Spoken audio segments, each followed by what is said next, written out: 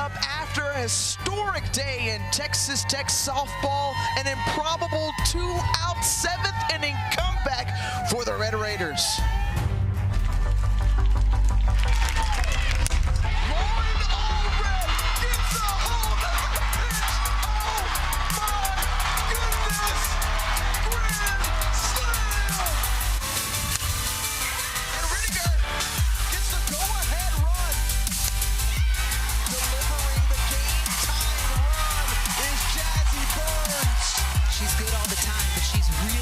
With ducks on the pond. And the Raiders comeback is complete.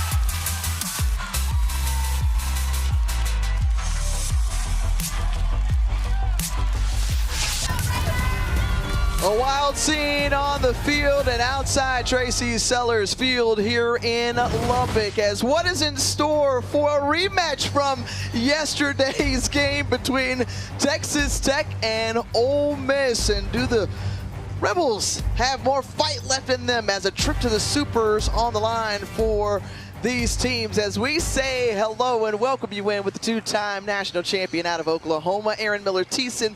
I'm Tiffany Green. Well, history was made yesterday in that comeback, but we saw Texas Tech make history last year, making their first ever Women's College World Series appearance. In order to get back Jerry Glasgow feeling like he needs some offense, he got that star power. I mean, only 3 hits coming into the 7th inning. They were down to their last out. That, to me, just blows my mind. 1 strike left on the board in an 8-running bottom of the 7th. It's the star power that has to show up. 6 transfers in the starting 9, equaling 88 home runs. They were silenced majority of that game yesterday. Will we see it here in Game 2? When you look at the numbers and the production and the jumps that you see, all program best this year, this is a loaded squad for the Red Raiders that presents a ton of power at the plate. One of the best scoring teams in the nation at that. On the other side, Ole Miss coming in with a big bat of their own in Maddie George, the freshman. 23 home runs, and this is what's impressive to me. The opposite field power, 18 of those 23 up the middle opposite field, long through the zone, extended through contact. I am excited to see what she's going to do against Caitlin Terry in the circle. An excellent first season in Oxford for George, the Texas native, National Freshman of the Year, top 10 finalist already with 2 home runs this weekend. They will need her to keep swinging that way if they want to force an it game later today. All right, folks, get juiced up, get ready. We've got Texas Tech, Ole Miss coming your way. Trip to Supers on the line. See first pitch when we come back.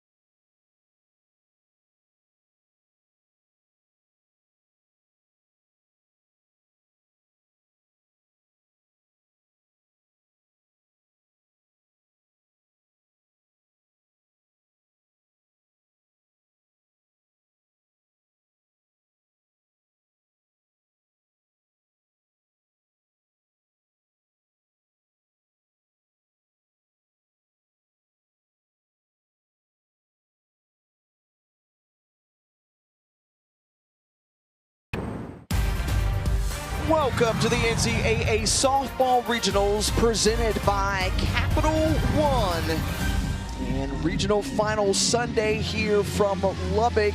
And we'll see the starter in yesterday's game against Texas Tech in Emily Boyer out of Ole Miss, the senior transfer from Division II, Your thoughts on how she bounces back? She had Texas Tech's number yesterday, all the way through the 7th inning up until that very last out. The thing that sticks out to me about that line yesterday for Boyer, she only gave up 3 hits until the bottom of the 7th inning, searching for that last out, and then ended up getting 7 straight hits for that comeback victory for Tech.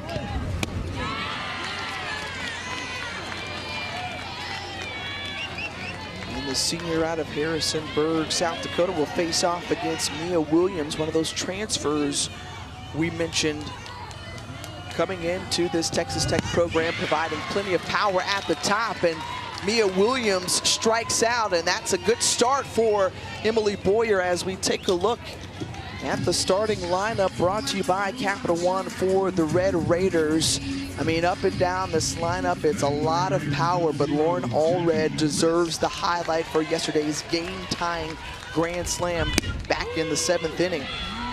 The Red Raiders seeing a little shift too in their lineup. Yeah, about to go there. Mia Williams was in the 5-hole yesterday. She moves up to that leadoff position. Jackie Liss, who's on deck, is in the box, was hitting in the 3-hole yesterday. I mean, there's a lot of changes in the starting 9 here for the Red Raiders. This unanimous first team all Big 12 selection coming over from Southern Illinois. She was also an all-conference performers with the Salukis, hitting .447 this season to go along with 18 home runs and 61 RBI.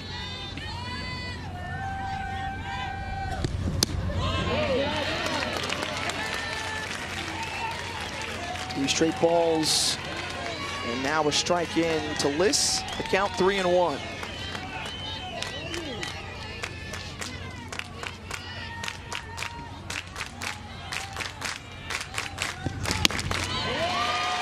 And the walk awarded. This is something that we talked about yesterday. Didn't come back to bite them necessarily with those free passes, but Emily Boyer awarding her first walk after the game after striking out the first batter. And this is an area of concern for Jamie Traxel with this brand new pitching staff. 172 and 2/3 innings for Boyer, 96 walks on the year. Had a season high in that game 1 against LSU, 11 walks out of the hand of Boyer that game. That was a really honest conversation that we had with Jamie Traxel, head coach for Ole Miss, is that the free passes have to be limited in order for them to go the distance, specifically in postseason.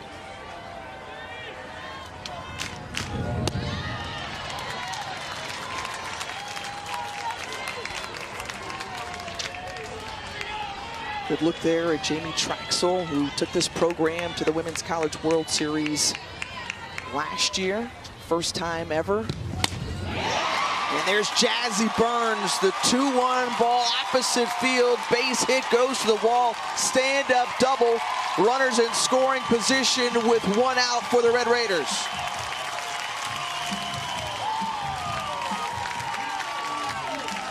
Something just so fundamental and athletic about Jazzy Burns' swing. Quick hands to the ball. She throws the barrel so well to contact.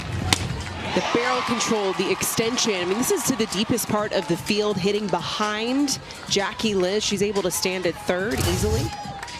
And a much different Texas Tech team early in this ball game than what we saw yesterday against Ole Miss. You see the pinch runner as Haley Toney comes in for Burns and stands at second. Yeah, it was the Emily Boyer show to start off this game in a rematch of last year's opening round game in the Women's College World Series, a first for Texas Tech as well. Boyer owned the bats through 5 innings for Texas Tech. She had an outstanding outing all the way until that 7th inning.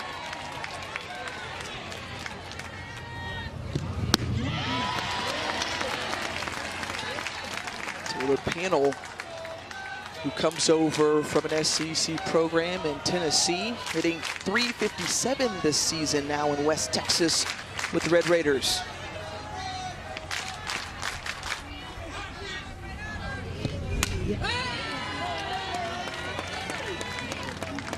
West Texas Tech team making their 7th regional final appearance. Hosted for the first time last year, made it on to Supers and then to OKC. The expectations are clear. They want to get back not only to the Women's College World Series, but just a game away from winning a national championship. They've got title on their mind this year. The 2-1. Smacked over Ryan Starr, gloves it, and catching Liss and keeping her from home. The rundown, and Liss is tagged. Great defense and heads up there from Starr to keep a run off the board.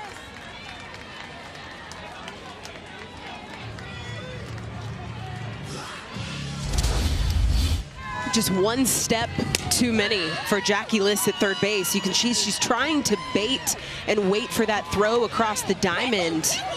But Starr coming up and having an immediate reaction to her getting hung up in no man's land between third and home plate. A really nice defensive play for Ole Miss. And Terry pulls it to the right side, but getting the play in time, the 4-3 put out. And you talk about the great defense. Some of those tough plays and routine plays made look easy by Ole Miss.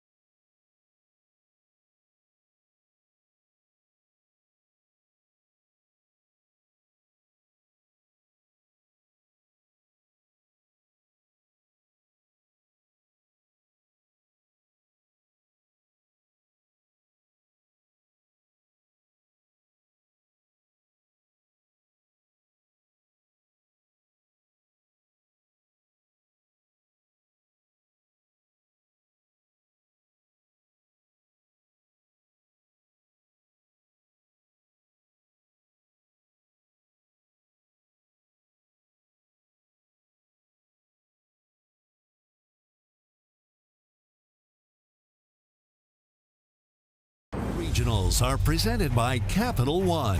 What's in your wallet? And in part by DQ. Happy tastes good. And Ole Miss, who has had great success with the long ball, knocking it out of the park, scoring more than half their runs via the home run. Percy Yamas has been on a tear in this Lubbock Regional, 6 of 11. She's got a home run to boot along with 4 RBIs. She's due up third in the order, as that is your starting lineup brought to you by Capital One. Well, Caitlin Terry gets the start here, the 23-game winner, just 1 loss for the Red Raiders. She's come in as the next arm in the circle for Texas Tech. She has done an amazing job since entering this program after her time at UCLA.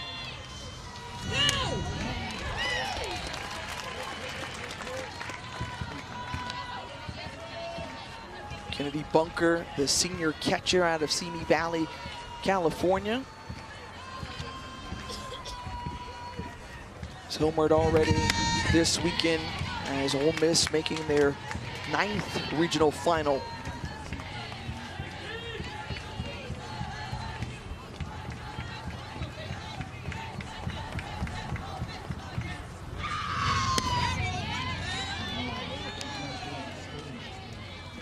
Caitlin Terry, the junior out of Glendale, Arizona. She's had a marvelous season, wonderful addition to the Red Raiders. This is an Ole Miss team that really hasn't faced a lot of lefty pitchers. 1,300 plus at-bats against righty arms, only 285 at-bats against lefties. So not a lot of reps coming out of that left side, which is what they're going to see against Caitlin Terry. When you think about the Vic Botens, Jocelyn Briskys from Alabama, Carlin Pickens from Tennessee, you mentioned all coming from That's it. the right side. Flamethrowers from the right side.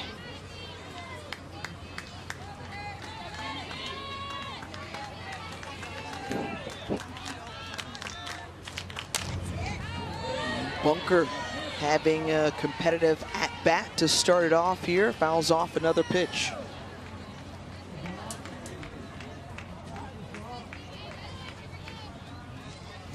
Just a scrappy squad coming in to Lubbock. And this one, it's Bunker, 10th hit by a pitch this weekend for an Ole Miss batter. Now, this is an Ole Miss team that's had a lot of production. You mentioned the long ball production we've seen this weekend, but 40 hits so far for the Rebels, the most in regional play. This is a squad top to bottom. I mean, we've seen the consistency from 1 all the way through 9. We've seen the pinch hit power, the depth in the dugout that head coach Jamie Traxel has been able to call on at any time.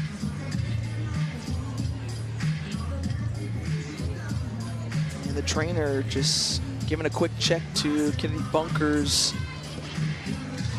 wrist hand area. She says she's all good.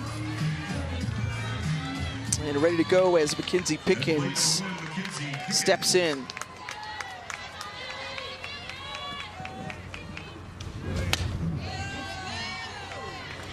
Pickens, who settled in nicely into an Ole Miss team that welcomed her, and she blossomed and then has come on with a solid sophomore campaign.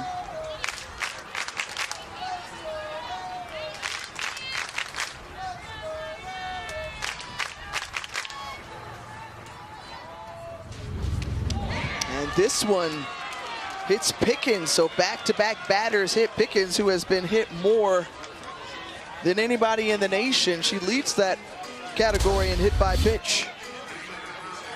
Ball cutting across the plate, up and in, and hits the shoulder of Pickens. And thinking about what happened in the first inning, the first time that these two teams faced each other, it was Nyjah Kennedy in the circle, gave up a leadoff home run, and then back-to-back base hits. Not the same outcome for Terry in the circle, but feels like both of these starting arms getting caught a little bit on their heels.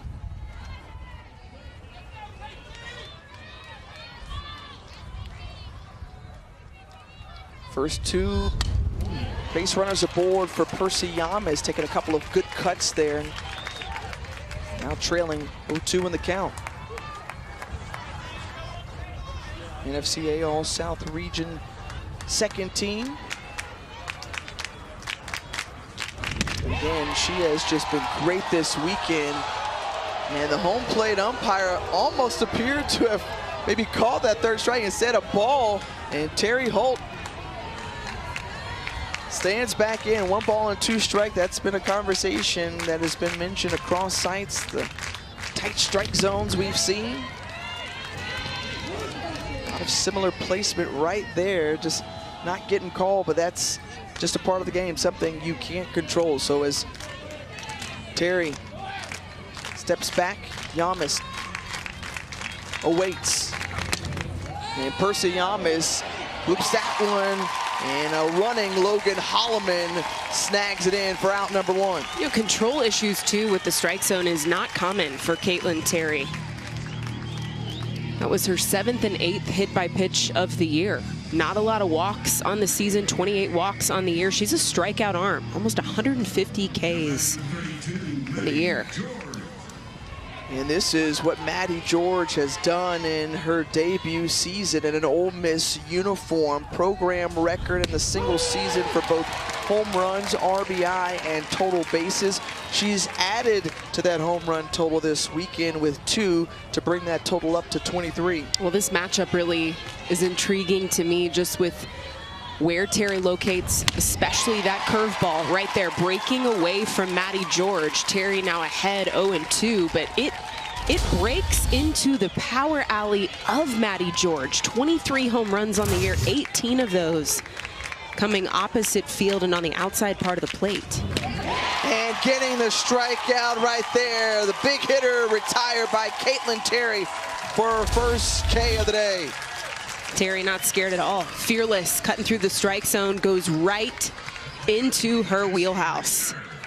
And a huge response after 2 hit by pitches to start this inning. Cassie Reisner now stands in. We talk about the newcomers for Texas Tech. Similar story for Ole Miss. 16 newcomers, 10 of them transfers. Reisner, one of them, as she lines it out to center field. So a couple of base runners left on, but nothing doing for the Rebels. Texas Tech coming up the bat when we return.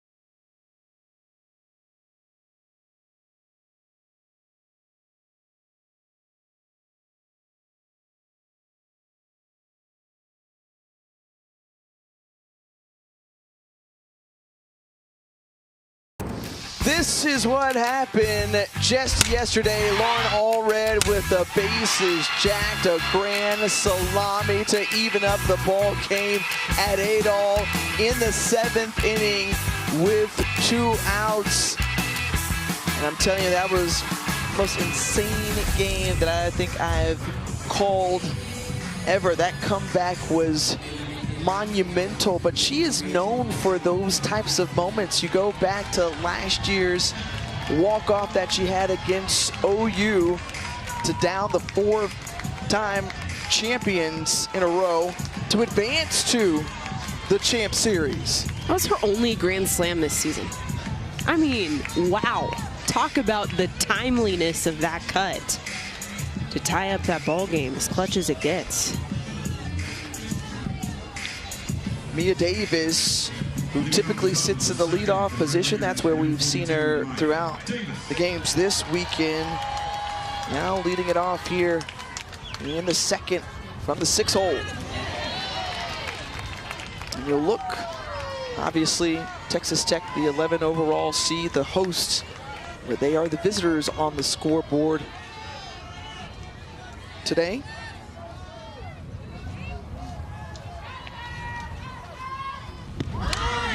We typically see Maya Davis in that leadoff position, specifically with the 36 stolen bases. So much speed that we are accustomed to seeing her at the top of this order, but it's Mia Williams who sits in the leadoff spot for the Red Raiders today.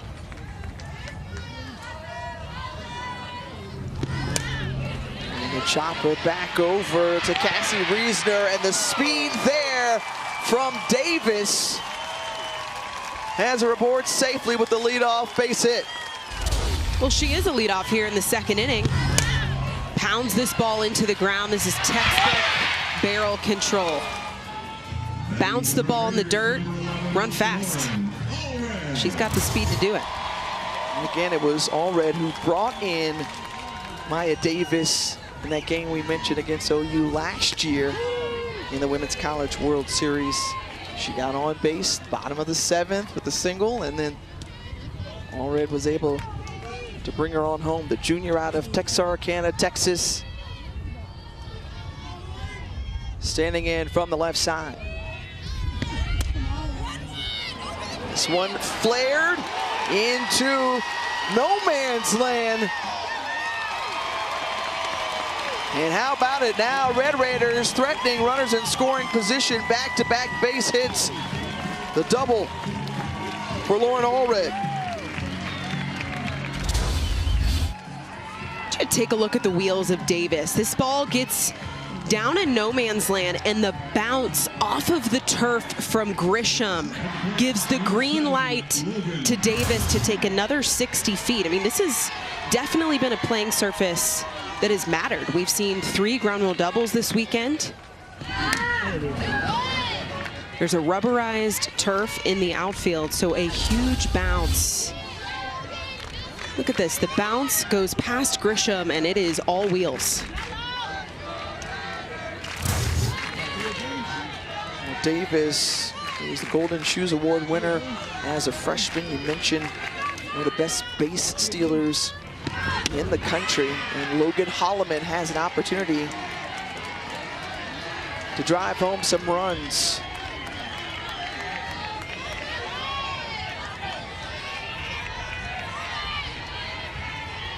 Dozen players on this Texas Tech roster from the Lone Star State. Holloman lines out to third, and the first retired.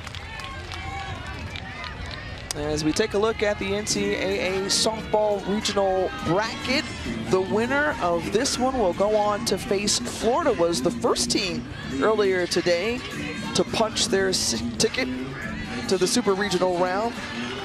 The 6-seed Gators. An impressive performance this weekend from the All-American Keegan Rock. A couple of complete game outings, including a one-hit performance to move on. So they're waiting, resting, and watching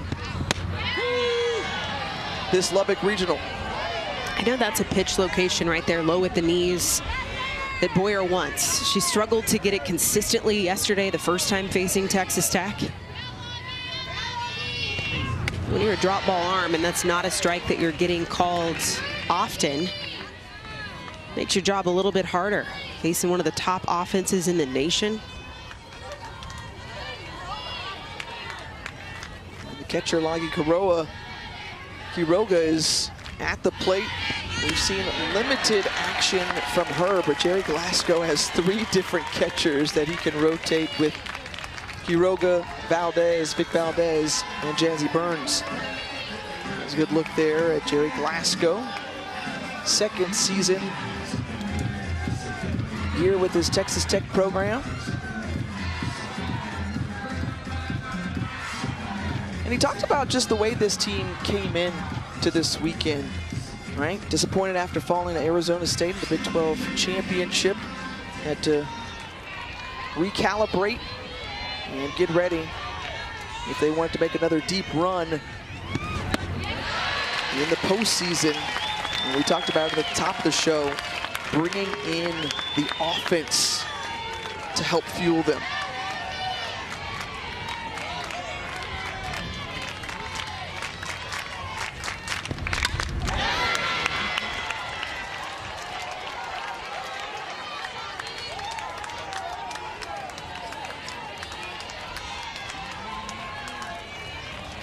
There's Mia Williams on deck.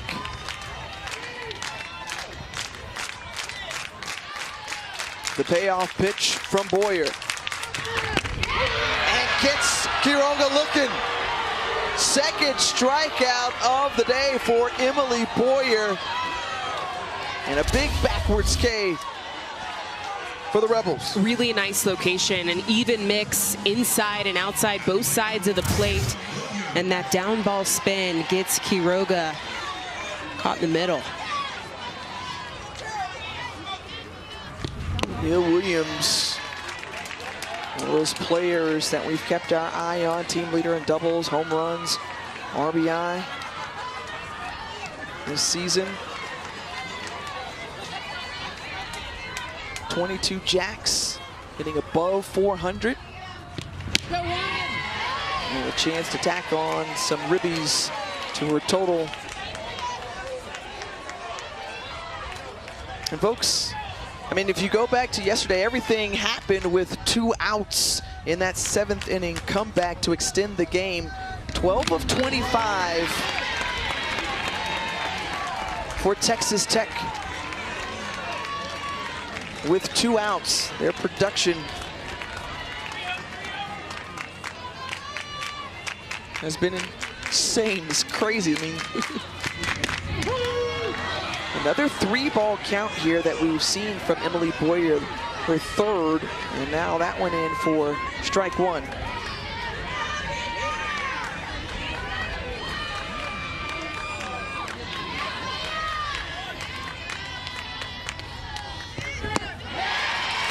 And the walk to Williams to load the bases. So a single by Maya Davis to lead it off, the double from Lauren Allred, and a walk to Mia Williams. That brings up Jackie Liss.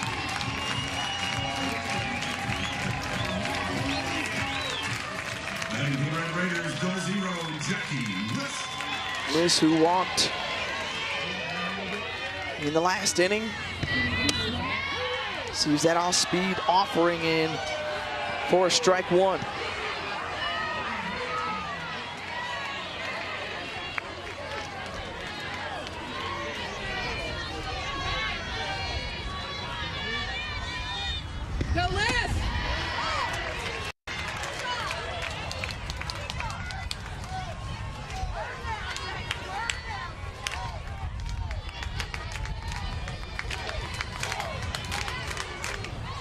Big moment early in this game.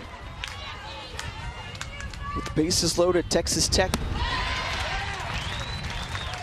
looking to jump on Boyer a little bit quicker than they did yesterday. You see the win. Flags in center field just whirling around, and a circle visit from Nancy Evans to try to take a beat. Well, Jackie Liss has had a grand slam this year. She had one against BYU on April 2nd. 333 hitter with bases juiced.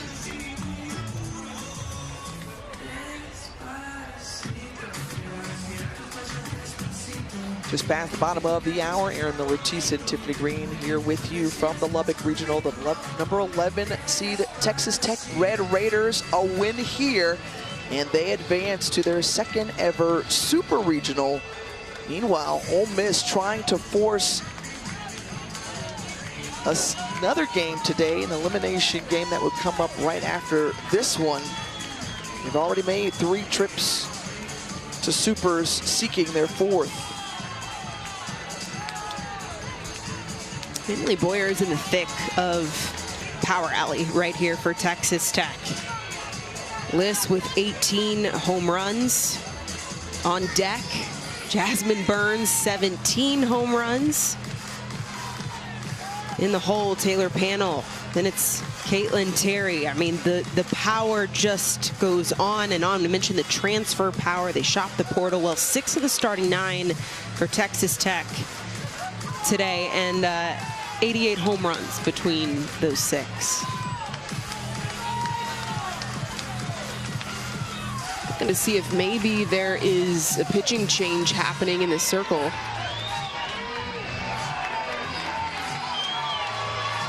Potentially an equipment issue with Bunker behind the plate.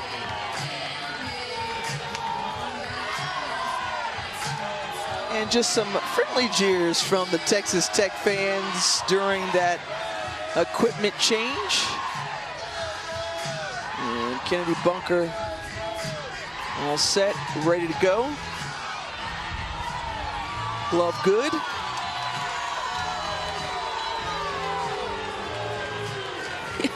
You can hear the stands not happy about the time that's elapsed with this timeout, trying to ice out Jackie Liss. She steps back in. 2 balls and a strike to Liss, the senior. And now the count even at 2-all.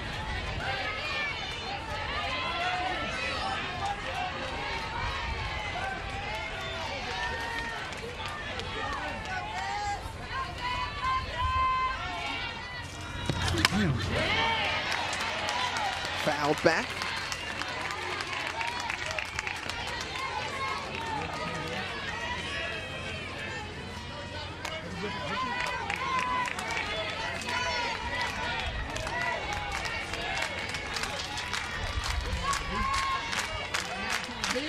Pitch. Liss gets that one to drop into right field. 2 come across. The RBI single scores 2 for Jackie Liss. And Texas Tech is on the board.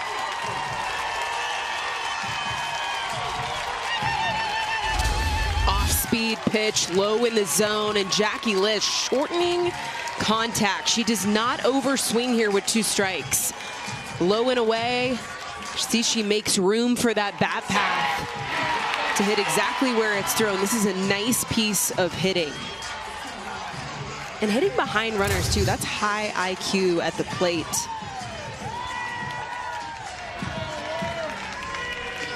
And Aaron, we talked about it yesterday in that historic comeback once again. Another 2 out-hit scoring runs for the Red Raiders. Runners at the corners. Jasmine Burns at the plate. So we'll see a little bit more off-speed out of the hand of Boyer.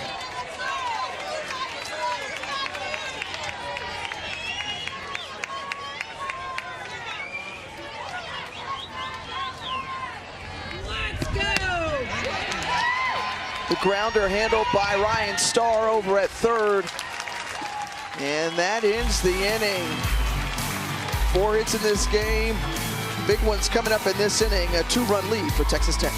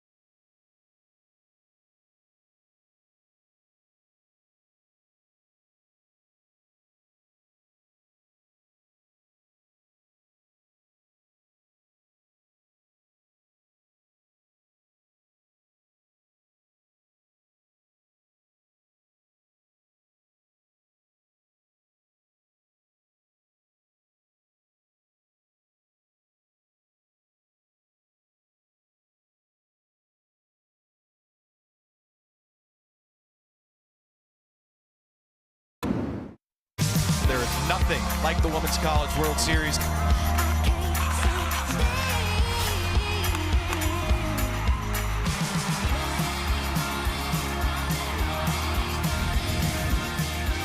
All right, folks, All roads lead to Oklahoma City. Only 8 teams will make it there. And already, let's take a look at the tickets punched with Super Regionals just around the corner coming your way Thursday. Florida the first to do it.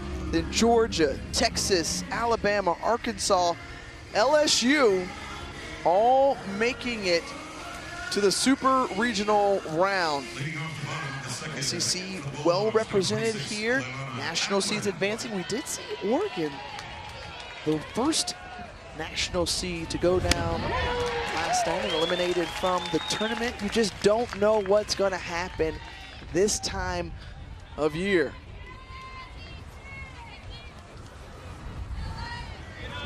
It's a win-or-go-home situation where it's survive and advance for Texas Tech. They're up 2-0 over Ole Miss.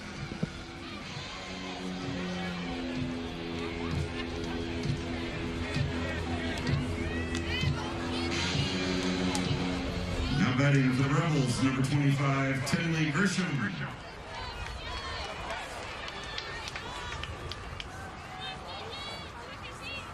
Tinley Grisham at the plate.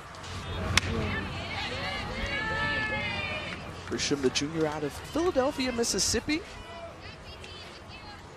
Had more of an elevated role this year and certainly developed at the plate as well, hitting above 300.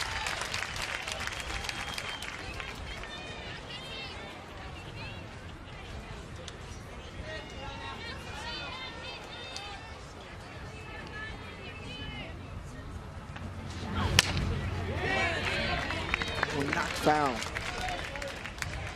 We've talked about how this Ole Miss team getting on the right track at the right time to play their best softball for Jamie Traxel. This whole group who embraces that underdog mentality, but they've had their gloves up throughout the weekend. The 1-2 pitch, and it just rolls foul.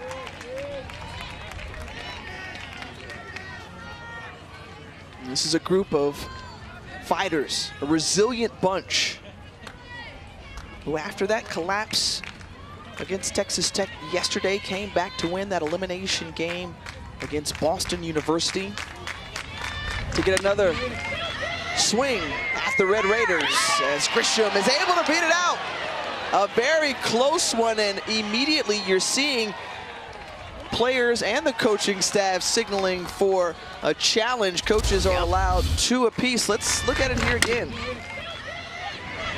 This is tough for Caitlin Terry, a lefty that's got to do a 180 to make this throw. Wow. They're gonna review this. Okay, so I gotta say this. You have to have conclusive evidence to overturn the call, right? To change the call. The ruling on the field always comes into play of being so important. Wow. Right there, that looks pretty safe. conclusive. It looks conclusive that I think she's safe. I think she's safe. You say what? Ball's in the glove, it looks like, before that full cleat hits the front of that bag. Is there enough that you see there, though, Aaron? That's the million-dollar question. To change the call.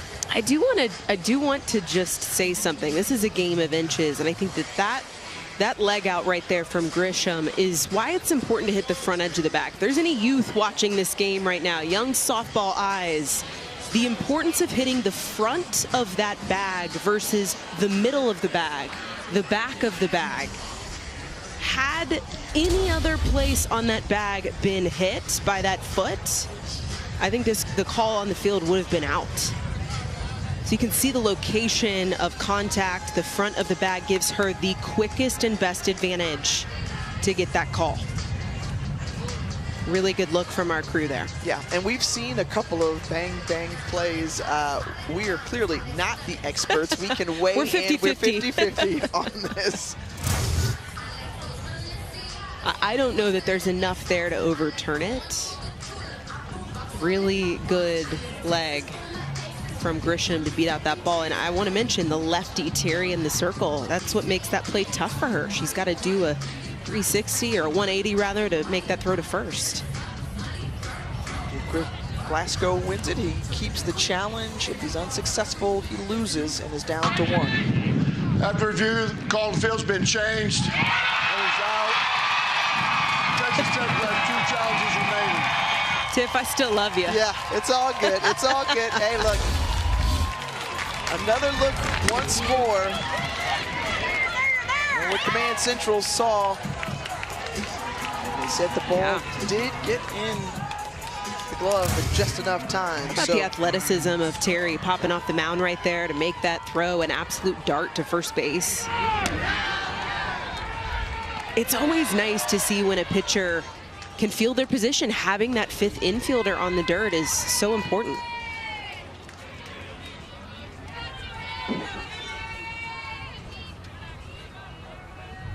Here's the 3rd baseman, Ryan Starr, showing bunt, 1 ball and 1 strike as she fouls that one off.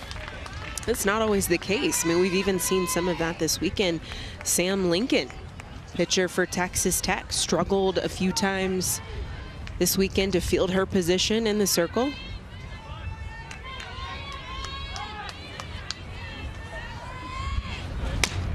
Starr fouls that one off. Now 1 and 2.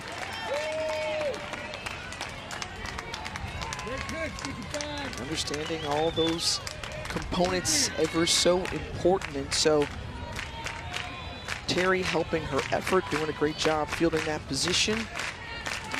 In the circle as she delivers the pitch to Starr, who flies out to right field. So after those 2 hit-by pitches to start the game for Terry, she has retired the last 6 Ole Miss batters.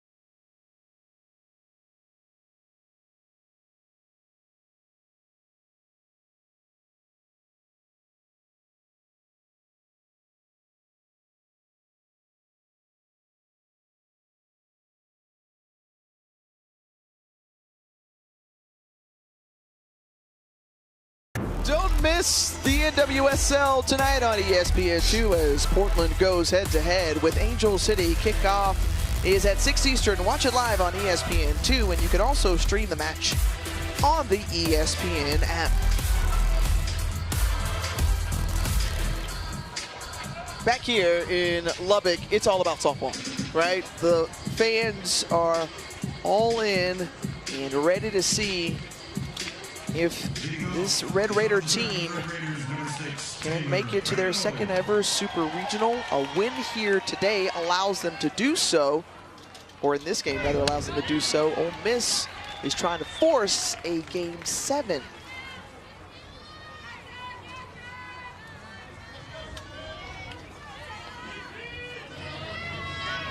Taylor Panel, who walked it off yesterday, And that big time comeback, leading it off here. 2 balls and no strikes to the third baseman. Popped up. Underneath it is Mackenzie Pickens and lost it in the air. The error on the second baseman, and Panel is standing at second.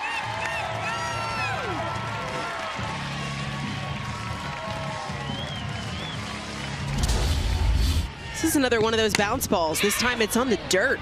This one getting caught in the sun for Pickens. And the bounce is past Yamas at first. Panel taking an extra 60 feet. And you know what has been lights out defense for Ole Miss all weekend long, specifically behind Boyer. We've seen the bouncing miscue a couple times now. And I think among those things that has worked so well for Ole Miss is that they have been so stout defensively. The web gems that we have seen throughout their games this weekend. But even when they put together a perfect game up until seemingly that point in the 7th inning, the roar of the Red Raiders overpowered. And I think sometimes the conversation, I mean, take me inside the mental process of a player like Emily Boyer and this team. Are you excited to face off against Texas Tech to kind of try to get them back, or does some of that linger? It was a tough loss. Talking to Jamie Traxel yesterday in game 2 about, you know, what was the conversation like after you take that loss to Texas Tech? You got to come around and play another game to fight for your life. And she said, I just wanted to get together with my team. I wanted to hug my team. As Terry drives this one in, it drops into the outfield, and runners at the corners now for the Red Raiders, who are threatening once more with no outs. And mostly a heartbreaking loss for Boyer in the circle, who was money through almost 7 full innings, a complete game, and just came down to the last out. You mentioned Texas Tech, the firepower that they had late. It was a matter of time. You heard me say it all game yesterday, a ticking time bomb before they figured out this drop ball arm. And Maya Davis comes out swinging, the dive and grab, and it drops. Taylor Panel coming around to score 3-0 on the RBI single from Maya Davis. Sun playing a little bit of a role here. 2 fly balls, I think, that should have been caught. Yeah, this is a diving effort. But the speed of Grisham, I mean, this hits the glove in a play that has to be made right in front of your body. Figure 4 slide. As an outfielder, you know, you practice those catches tirelessly. So, we're meeting in the infield.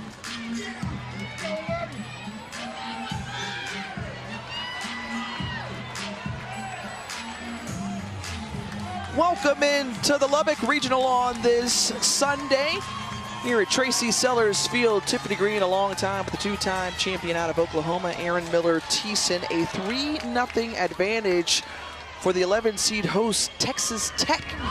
A win for the Red Raiders would advance them to their 2nd ever Super Regional.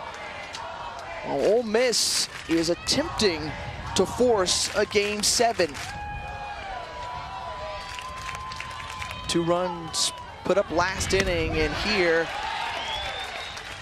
2 runners aboard for Lauren Allred, who will go down in Texas Tech history as one of the most clutch bats in the postseason.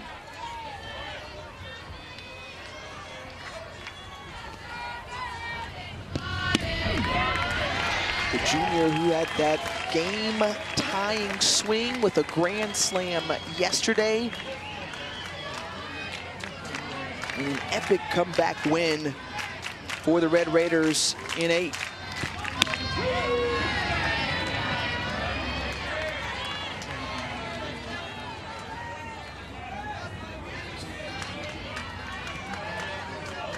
And all red, a part of just that Raider power, the offense that is produced so mightily throughout this season.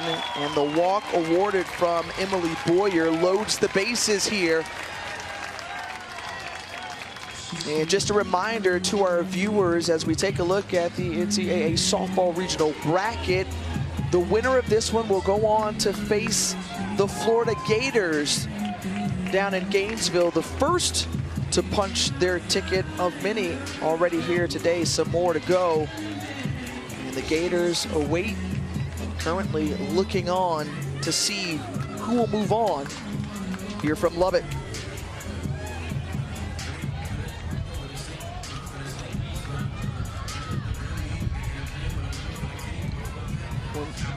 Telopano, who reached on an error, got to second base, the single by Caitlin Terry, and then Davis brought home Pano to make it 3-0.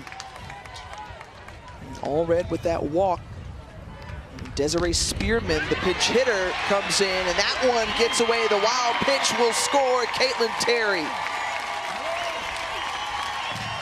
Now 4-0, Texas Tech. Spearman had that clutch walk with the bases. That one gets away. The speed of Caitlin Terry always continues to impress me. One of those sneaky speeds that you don't really anticipate or plan for. Terry, who is getting a lot of help. She is also the arm in the circle. This Texas Tech team averaging 9.5 runs a game. They're pacing the way with 10 in this regional this weekend. Spearman did have that walk that loaded the bases for All Red yesterday for the game-tying grand slam. It was a controversial pitch, too, on the inner half of the plate.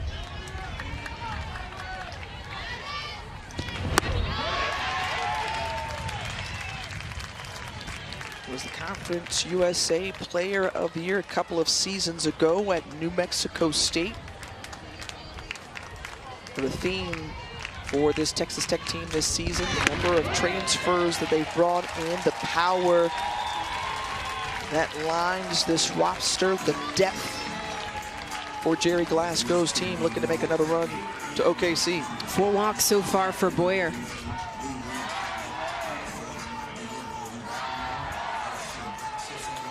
There's Jerry Glasgow, brought over to build something special here in Lubbock, and already we've seen that construction project underway with that Women's College World Series appearance last year, off a historic run, and then again, areas where they were looking to address this year was offensively, and they saw record numbers. Home runs, breaking the record from a couple of years ago. RBI as well, and back-to-back regular season titles in the Big 12, hosting their second ever regional. Once more, matching the win total from last season with 54. You can see the message to Quiroga right here. He said, hey, have fun. Stay on top of the ball and have fun. That's it. Interesting hearing him describe his role in the third base batter's box. He said, I try and just disappear on that side of the field. I want to be out of their way. No gimmicks. Although I love to play call, I love to take risks. I don't want to insert myself in the talent of these young women. And right now he's telling Lagi Quiroga just to have fun. And we're going to see a pitching change for Ole Miss as Emily Boyer exits the ball game, leaving the bases loaded. And Grayson Durden is the pitcher, and the freshman getting her first work in this NCAA tournament.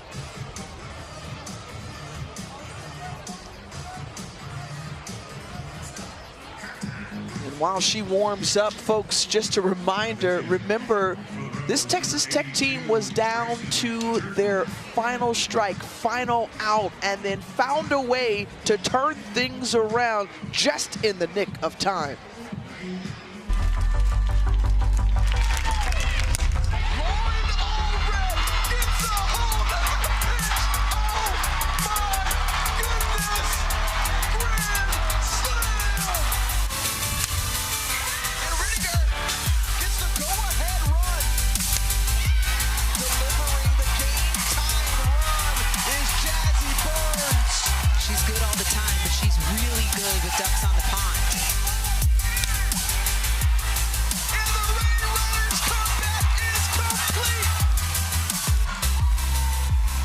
Softball history was made yesterday. Since 2000. That means more than a century. We had not seen a comeback from a team that was trailing by 8 or more runs. But from the popular movie back in, what, the 90s, so you're saying there's a chance. When you watch Texas Tech, they are that chance.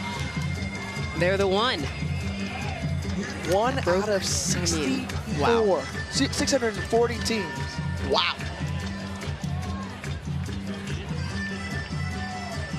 It was just crazy. It was wild. Jerry Glasgow, who was used to seeing a lot of teams come back, and throughout his career had never seen anything quite like that, he said, as Grayson Jordan, the freshman, will step in and come on in relief. 6 appearances all year, and the first time we've seen her this postseason. A freshman arm, 2 Ks on the year, not a lot of innings, only 8. What a massive situation she steps into. Bases loaded, no outs. What a moment for the freshman out of Columbus, Georgia. But a grand opportunity for her, experiencing her first ever NCAA tournament.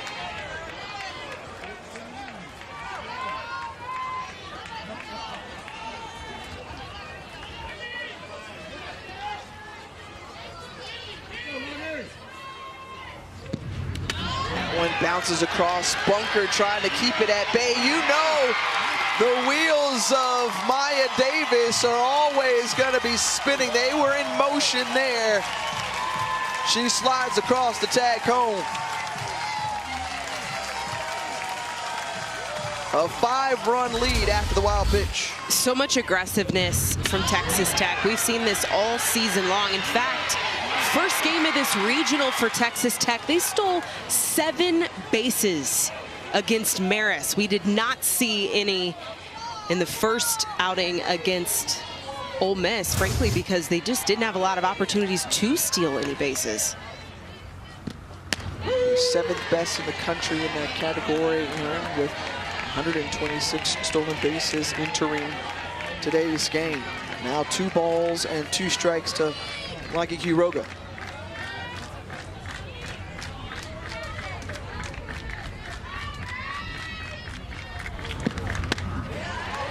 Well outside, count draws full.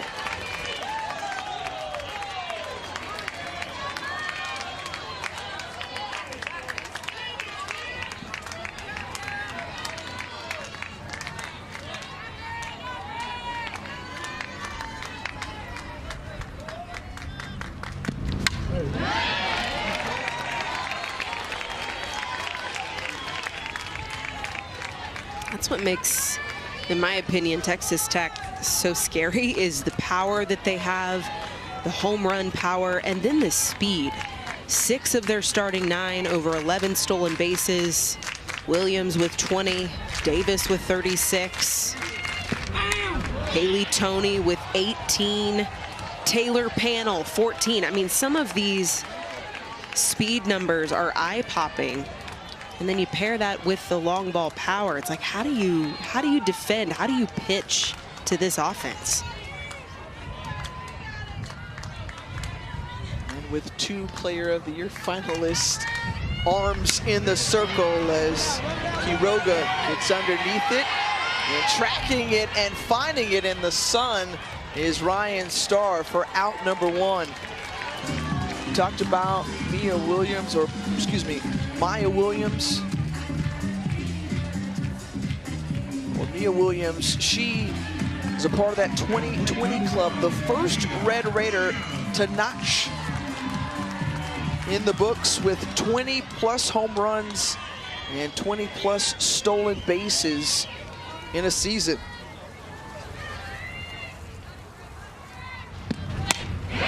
Ripped on the first pitch, scores a run, RBI single for Maya Williams.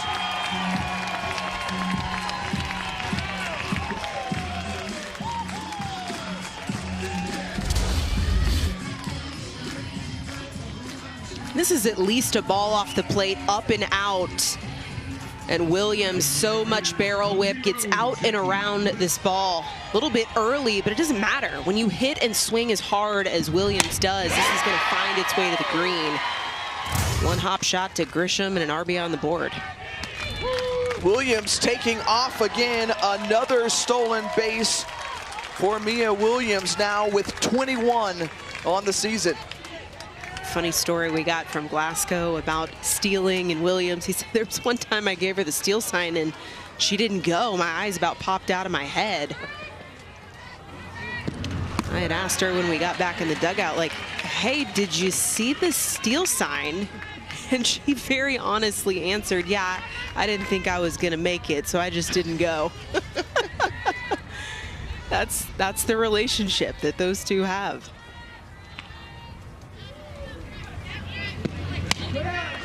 Coach Glasgow said, I think if I was earlier in my coaching career, I probably would have benched her immediately. No question. So you think this group has softened him up a little bit? A little bit, maybe. I don't know. In his presser last night, he said, I don't know that a lot of people understand how tough it is to play for me. I'm a tough coach, but I am a player's coach. I think we definitely got that sense from him and having a chance to sit down coming into this weekend. Very plugged into the individual nature of each player on this team.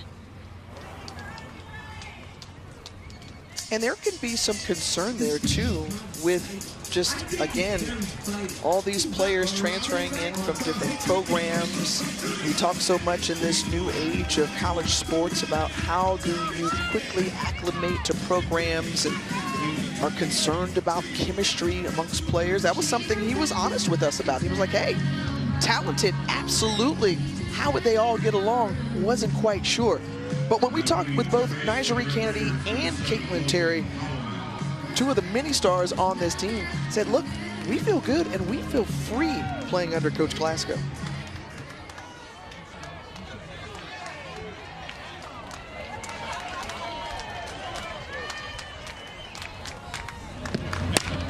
Holloman, or rather Jackie List right up the middle. Logan Holloman comes in to score, and so does Maya Williams.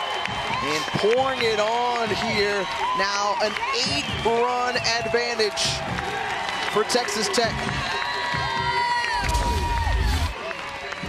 List staying up the middle. This is almost the exact same pitch location that we saw against Maya Williams. Jackie List popping this one through the middle of the infield and 2 RBI. And all of a sudden an 8-run lead. My, how the tables turn. Almost a complete flipped coin than what we saw yesterday for Ole Miss, who had the 8-run lead going into the 7th inning. Well, that was the first ever comeback win for Texas Tech. Meanwhile, this is an Ole Miss team that we saw as of yesterday. You can't count them out either. You never know what is going to happen at this time of year, and a scrappy group is going to continue to give their best with a pitching change for the Rebels. We'll tell you more when we come back.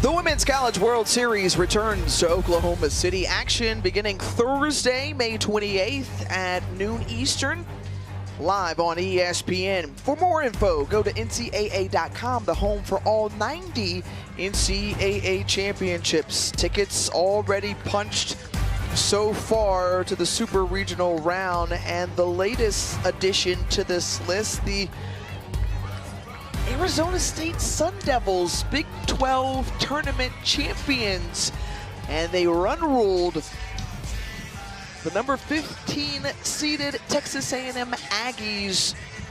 Wow. To advance. Oh my. Wow. All right. We've just been hit with surprise after surprise so far this weekend. That's the thrill of this time of year. Well, a new pitcher in for Ole Miss. It's Lily Witten, the junior righty, who has had a really good weekend. She's come in different spots throughout. He's had a solid pitching performance. A runner on base over at first. That's Jackie Liss after their RBI single. And the first batter she faces is Jazzy Burns.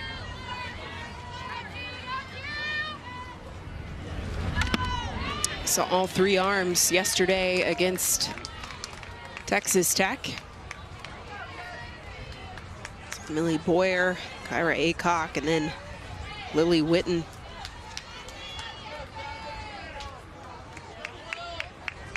No innings pitched returning to this team this season. A brand new pitching staff for Jamie Traxel.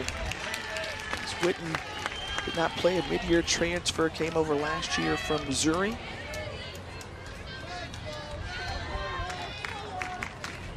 And now the 3-1 count to the All-American Jazzy Burns. It's that one, chops it through the 5-6 hole on the left side.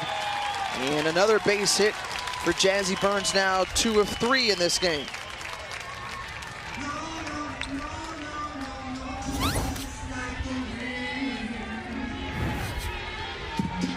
Jazzy Burns, who has been hot this weekend, got 7 hits throughout her games, 7 of 10. As Taylor Pano back at the plate.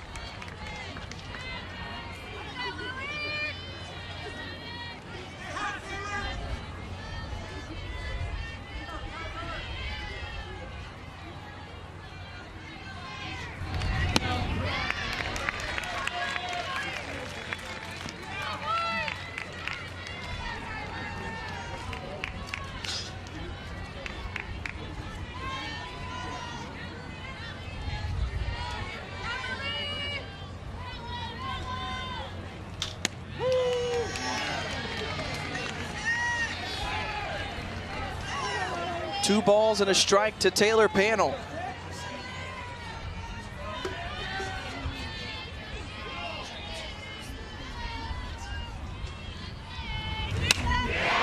That one lined into left, and now that loads the bases with the Taylor Pano single. Well, they batted around. Taylor Pano led off this inning, had that E4 with the wild bounce. And now it's Caitlin Terry. Now batting number 55. 10 hits on the afternoon with 8 runs, and this is Caitlin Terry, one of the great two-way stars in our sport. Those numbers there, top 10 in terms of average, but also in ERA as well. Top 10 Player of the Year finalist, along with her teammate Nyjah Kennedy.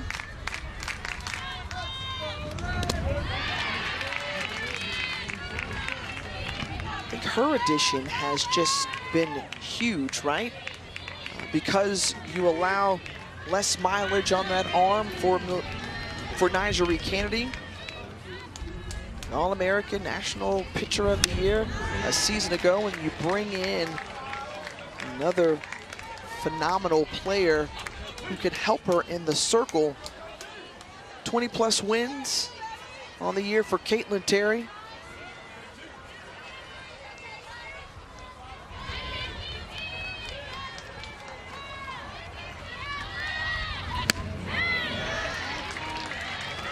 And Terry, who we asked, like, what was it like, right? You trade in LA, right, where she played at UCLA, for Lubbock. And she said, quite honestly, you know what, this is more of my style. Arizona native. Love the way that everyone in town just embraces Texas Tech, and specifically Texas Tech softball.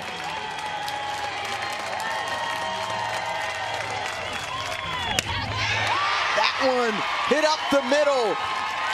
An RBI single, adding to her calls for Caitlin Terry. Well, where do you go right now if you're Ole Miss? 3 changes, 3 arms in the circle, 2 changes rather.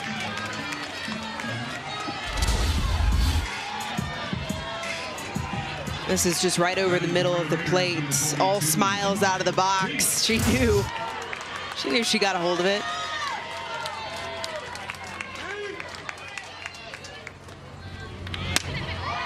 Maya Davis lifts this one into left into foul territory, and Grisham has it.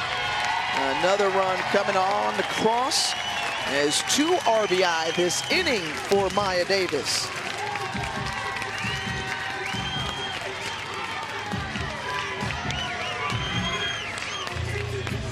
And we wondered how much dynamite the Red Raiders had left in their bats.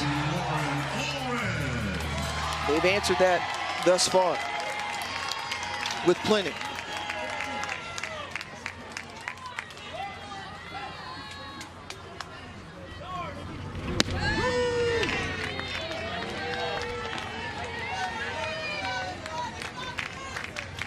We're in all red.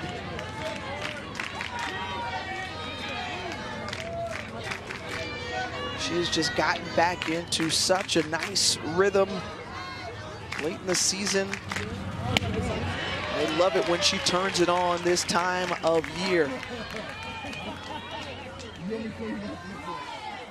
We go back to the 13 of 27 and 13 RBI this weekend with 2 outs. This one put on the ground and the tag made on the bag, but not before an 8th spot was hung here in the top of the 4th. We move to the bottom when we return.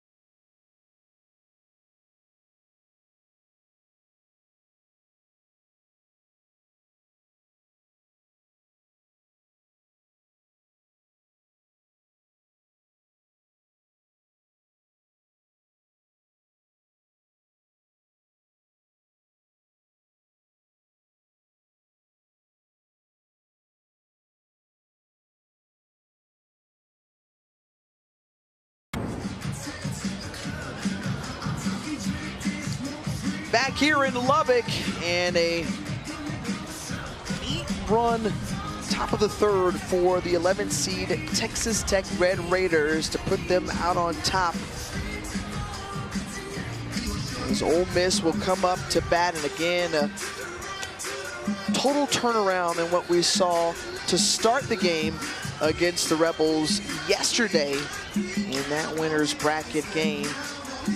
Right now, Texas Tech enjoying a 10-run lead. They win this game, they will advance to the Super Regionals down in Gainesville. By the end of today, we'll see 16 tickets punched to the Super Regional round. Here is a look at who's already made it in. And another surprise coming out of Tallahassee as UCF knocks off Florida State. Terry once again doing an amazing job, just going up, high pointing that ball, and the put out to first. So credit Cindy Ball Malone and her team for advancing to the Super Regional round. Woo! Here we are. Here we are. Buckle up, folks. We're just getting started. So 3 national seeds have already been knocked out of their own regionals. I'm already chomping at the bits to see what's going to happen Super Regional round. Winner of this site faces Florida in Gainesville.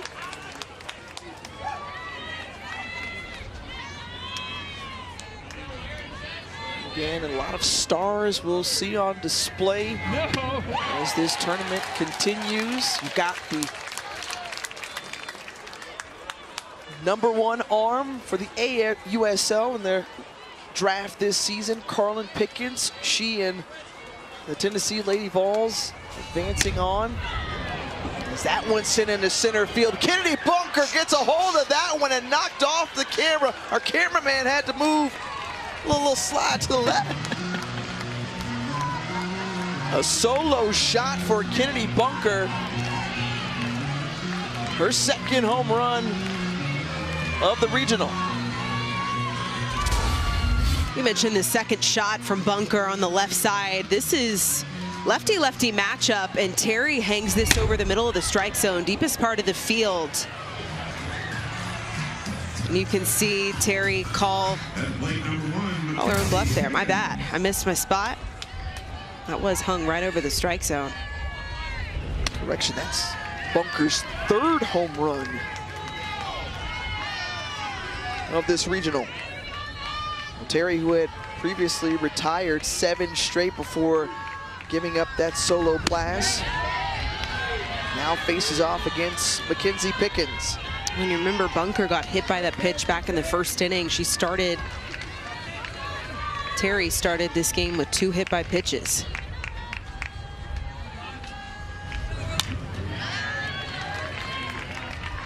Pickens is sophomore, so locked in. I mean, this is a young woman that how she does one thing is how she does everything.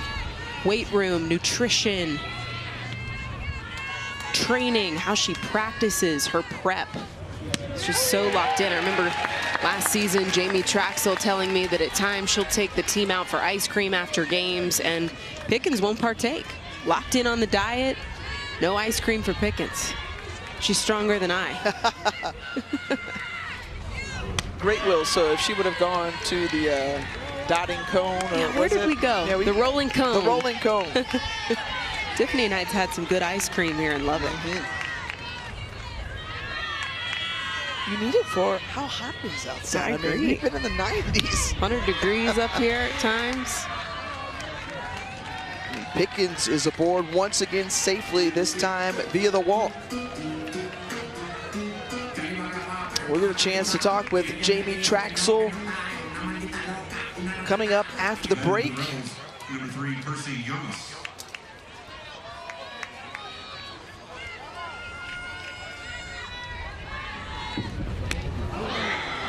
In the 3rd batter for the Rebels that's been hit by the pitch from Terry. And Yamas goes to first. So a couple of free passes after the solo home run. And Ole Miss with 2 base runners now. And a reminder, Caitlin Terry only had 6 hit by pitches coming into today. She's already had 3 in this game here against Ole Miss.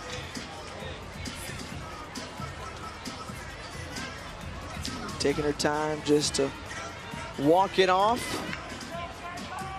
And stands at first. So now 2 aboard, 1 out for Maddie George, their big home run hitter. And she has enjoyed her return to her home state.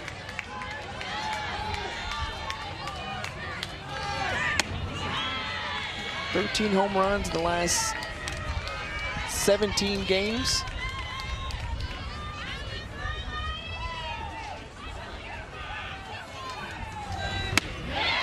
Big cut there. Ball and strike. The only strikeout that Caitlin Terry has today so far is against Maddie George.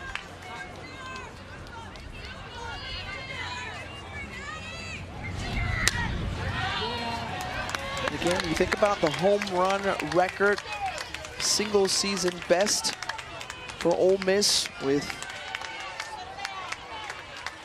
23, surpassing Lexi Brady, who did it a season ago. He was integral in that run offensively for the Rebels to go to OKC. But Maddie George has put everyone on notice this season. And she will be a force to be reckoned with throughout her softball career. But there, it's Terry who wins the battle. Second strikeout of the day for Terry, and both downing Maddie George. Maddie George leads this team in home runs, but also leads this team in strikeouts. She takes hacks early and often, not afraid to put the barrel in motion, and Caitlin Terry winning that battle between the freshmen. Well, Cassie Reisner, we have seen it, and you have said it all weekend long, Aaron, just about the way the ball comes off the bat when Cassie Reisner is swinging it. Line shot after line shot. She had one down the left field line that was reviewed fair or foul. It fell in her favor. It was a stand-up double.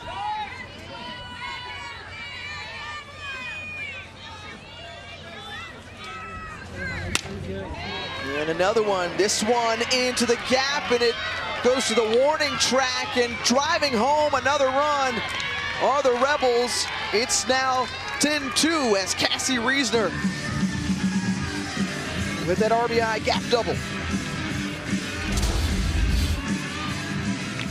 Reisner seeing this curveball on the outer side of the plate, hits it exactly where she should. She's not early, she's patient through contact. In that right field gap, hitting behind runners too is what allows an RBI to cross the plate. And 2 runs now on the board for the Rebs.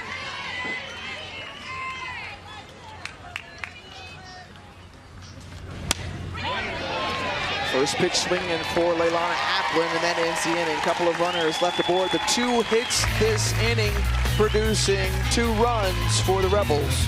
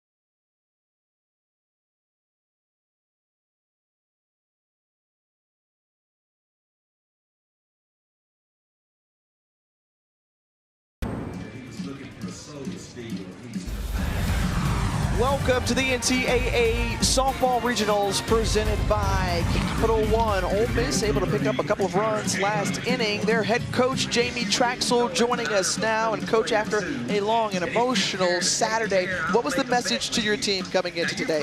You know, we earned today. There's a lot of teams that would love to be in this position. It's playoffs, anything can happen. And you know, obviously they've come out swinging, and we tried to make a couple pitching changes to keep them off balance. But I'm proud of the fight that we've had. I was proud of how we played yesterday, and you know, we're still in this game and got Kyra on the mound and see what she can do. Yeah, third change in the circle, coach. Can you just describe what the ask is to these arms to fight for the next 4 innings? Attack the zone, you know, limit free passes, and then our defense got to make plays. I thought there was 2 plays that we didn't make. You got to defend inside 60 feet and field everything in the air. And you know, Emily gave us a couple of outs and we didn't make them, and that's part of it too. But we got to make sure we're communicating, engaged in the game, help our pitchers out, and let them attack the zone and make plays when we can make them. Appreciate the time as always, coach. Thank you guys. Hotty toddy. Well, she's had that defensive support for the majority of this weekend, so I think that's the right call out. There's been some defensive miscues here today behind the 4 arms that we've seen. It's Kyra Aycock, the senior transfer from Oklahoma State, that steps into the circle. We saw her throw yesterday too as well. And when we talked to coach yesterday, she really liked the way that Kyra Aycock responded. Not having her best stuff early this weekend, but in that game against Boston University, an elimination game, she entered in with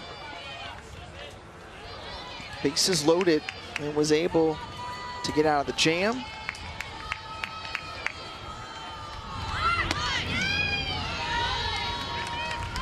So Aycock, who throws ball 1 to Logan Holloman.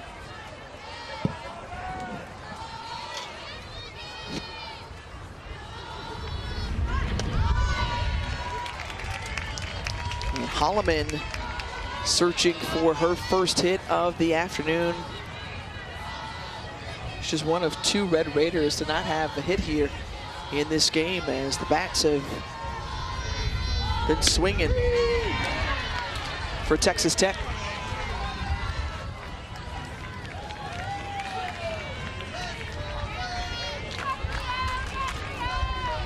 You spoke on this before. Emily Boyer, who was standing yesterday through 6 innings, that did not allow a run. She didn't allow a hit until that 5th inning.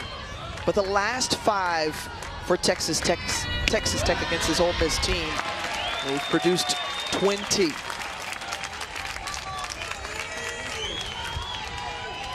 So the walk to Logan Holloman, the lead off, top 4.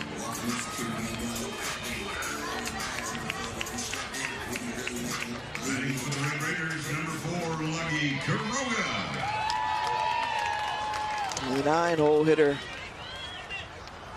Lucky Quiroga, sees ball 1. We asked Jerry Glasgow about just bringing in, you know, a couple of catchers.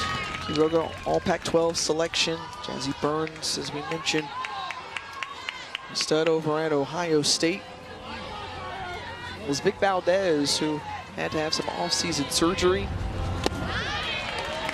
So they just wanted some additional backup. And again, we've talked so much about the offensive prowess of this team, but also really good catchers behind the plate, as back-to-back walks given up by Aycock. 2 aboard, no on. There's a look there. That Vic Valdez jamming. She saw some action earlier this weekend.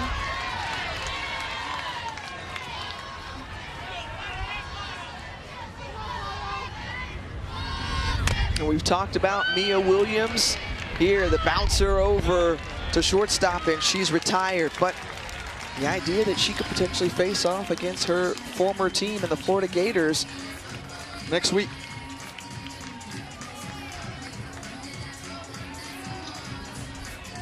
Jackie Liz, a 2-for-2 day, a walk back in the first inning.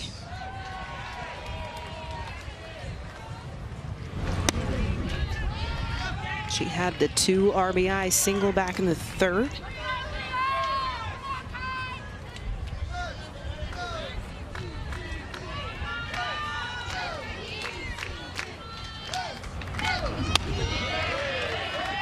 Southern Illinois transfer coming over from SIU, and I had asked Coach Glasgow, you know, how did you find Jackie Liss? Well, she had played travel ball with Nyjah Kennedy at Connection, so fellow teammate there, but also Tara Archibald playing at SIU. So Coach had a couple different connections through his daughter Tara, as well as Nyjah having known her through travel ball, and so he had no problem finding this talent, seeking her out. Boy, she's been a phenomenal fit as a senior. She made noise while she was with the Salukis, left there as the career record holder for Southern Illinois of home runs with 44. His RBI ground out adds to her day. And continuing to log now 5 runs batted in for Jackie Liss.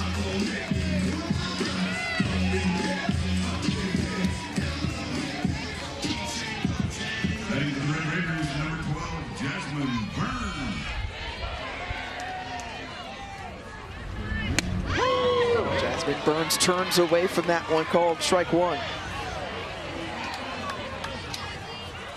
We got a chance to watch this young woman last year in Knoxville in the regional with Ohio State, as that one skies in the left field, and that ends the inning. But the Red Raiders tack on a run of insurance, as we'll talk to Jerry Glasgow when we come back.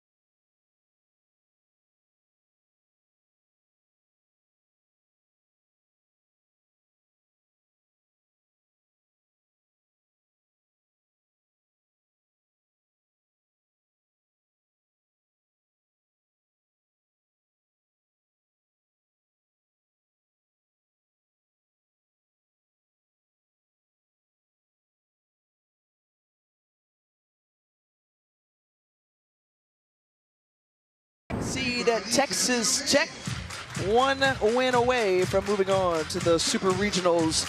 Head coach Jerry Glasgow for the Red Raiders joining us now, and coach, hosting the second ever regional. The atmosphere is great, and you've given fans so much to cheer about from yesterday to today.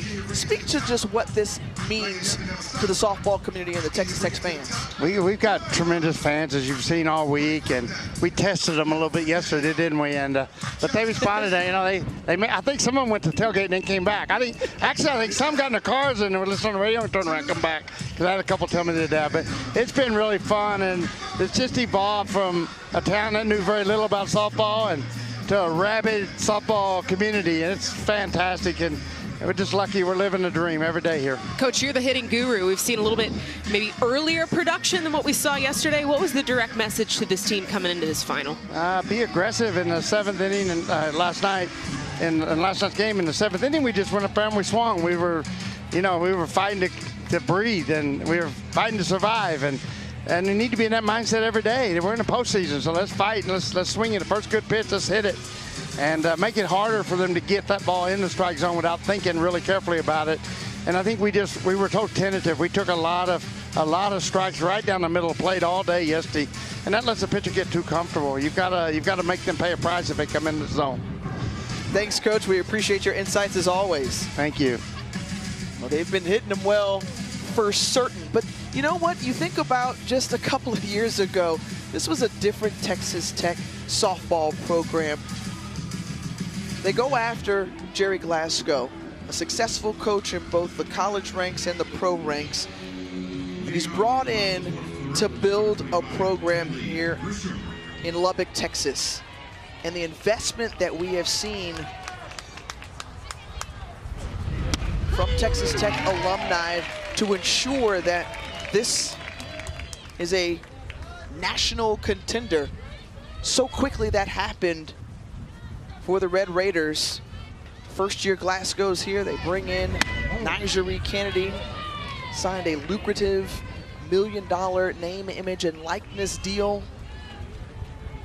And this season,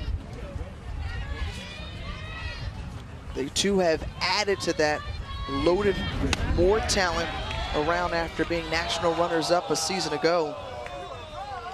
And a couple of big alumni and boosters to thank for that, and John and Tracy Sellers, name-bearing Tracy Sellers. This is her field.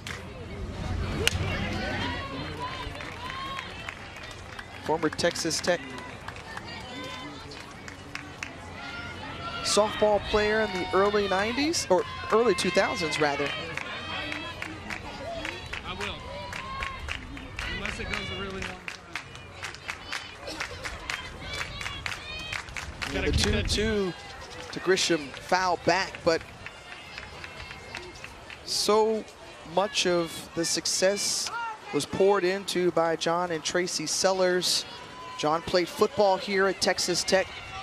You're a Red Raider faithful. And so two former student athletes is helping to provide the resources necessary to put Texas Tech softball on the map. Successful, I'd say. That's the world that we are in, right? The resources and the support builds the fandom, attracts the talent, and with the help of those two, you saw them in your screen, the Sellers family, as well as the efforts of head coach Jerry Glasgow. I mean, this has been a historical turnaround for Texas Tech. And when we were talking with Nigeri Kennedy and Coach Glasgow, you know, they mentioned the fact that when Nigeri pitched her first game in a Red Raider uniform, there was like 50 people in the stands. You've got an All-American arm, one of the best pitchers in the country, starting out, and he was like, wait a minute, what's going on? Where is everyone? Where is everyone? Oh, but how quickly things change. The pinch hitter, Taylor Roman at the plate for Ole Miss. Out of Missouri City, Texas. She's had success, as many pinch hitters have had throughout this weekend.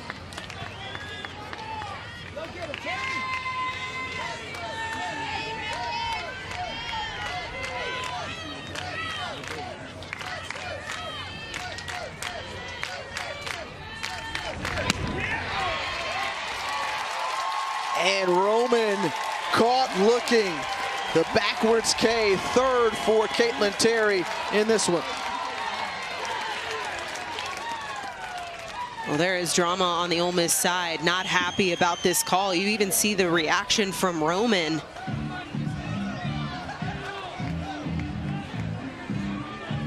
And us up here in the booth, too. I was curious if that was on the check swing or the pitch call.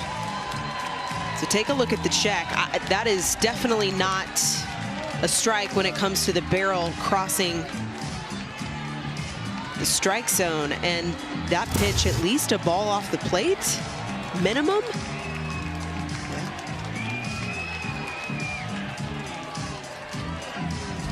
And look at the umpire issuing a warning here. Another look. I mean, that is two, maybe Yeah. 2.5 balls off the plate, well into the river, almost the other side of the batter's box, and Roman's stunned at this pitch call. Unsure if it's on the check swing or the actual strike zone. See Bobby Buchanan, who not was happy, heated and just got tossed as he gave the Blue Crew an earful after that call.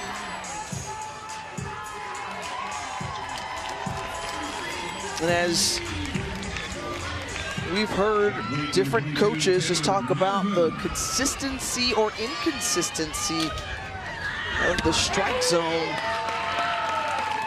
That one well off the plate, looked like a ball, no check swing. It's a third strikeout for Caitlin Terry.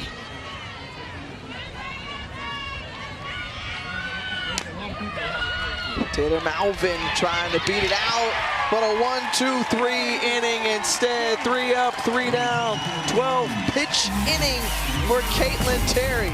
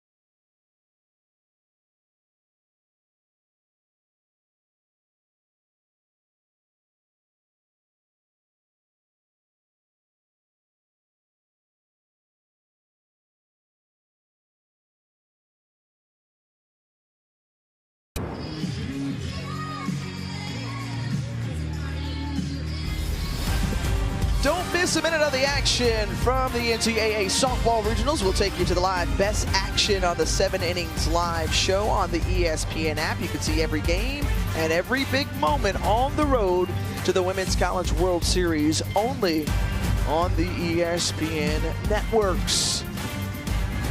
Just a reminder, it's Texas Tech who is trying to punch their second ever Super Regional ticket. They would face off against the 6th seed Florida Gators, but Ole Miss down but not out, as this group also trying to keep their season alive, extended to a Game 7 if possible. But in doing so, Kyra Aycock is going to need a 1-2-3 inning here to give Ole Miss perhaps the last chance.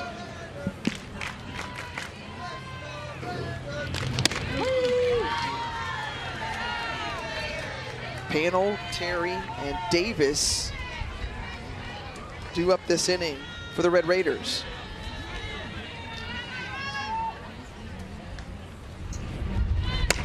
Over the head and stopped and stabbed by Reesner, but the infield single for Taylor Panel to lead it off here.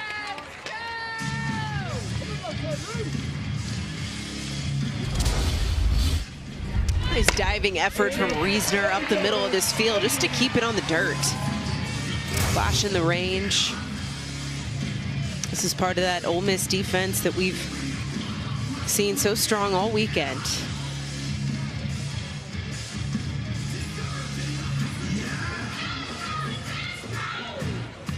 So Jamie Traxel having a conversation with junior shortstop, or senior rather, center fielder Taylor Malvin.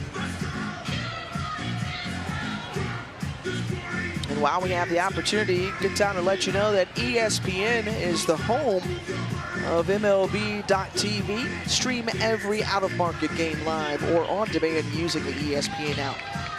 Blackout and other restrictions do apply. For more information, go to ESPN.com/MLBTV.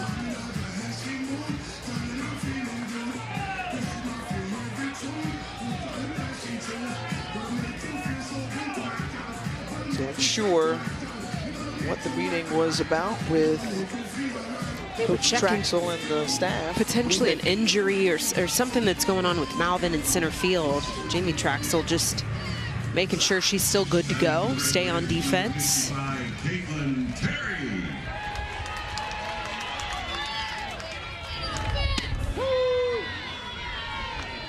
Strike in there to Caitlin Terry.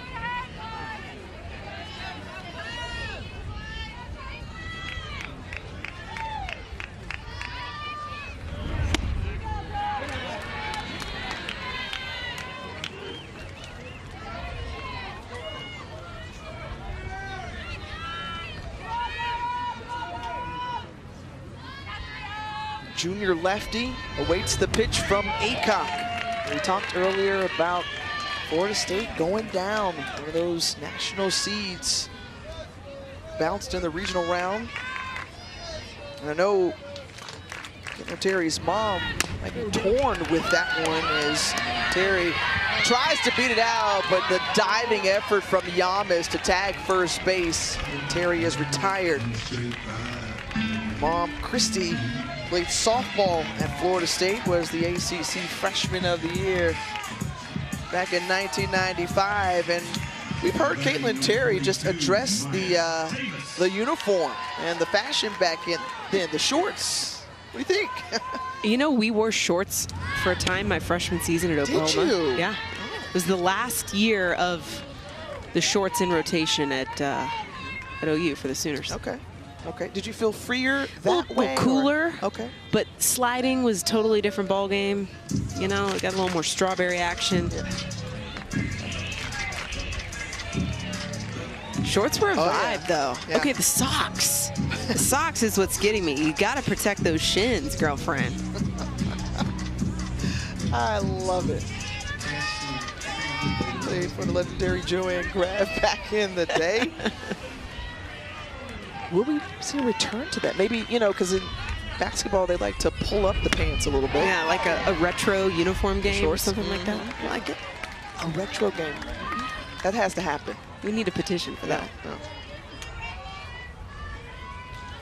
However, I don't see the younger Terry doing that. Like Repping in the Caitlin, shorts? I don't think so.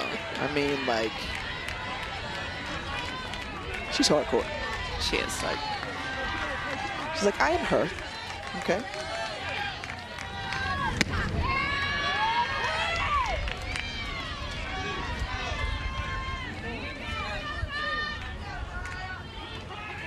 Maya Davis, who's had a couple of singles, a couple of RBI, also scored 2 runs.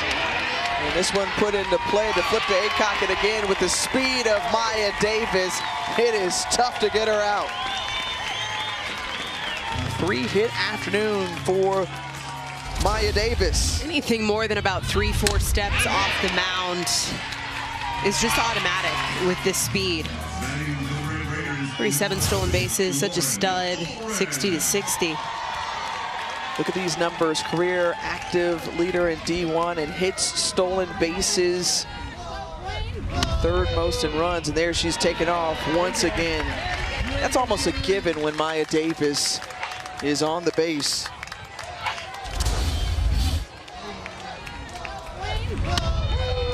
One of the fastest players that you're going to see in the game today. Well, she's quick off the bag, but then she gains speed. I feel like the longer she's in motion. She's just been a staple player.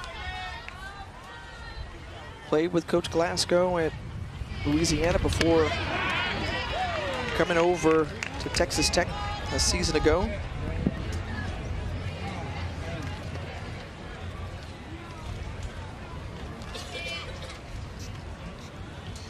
Lauren Allred goes back to have a conversation as now taking a look at Kennedy Bunker behind the plate.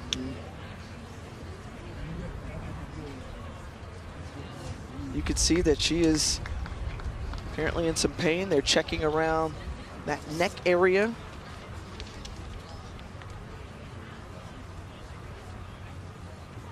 Brittany Roberts, the athletic trainer, who's been busy here in this game. Second athlete she's had to check on this inning.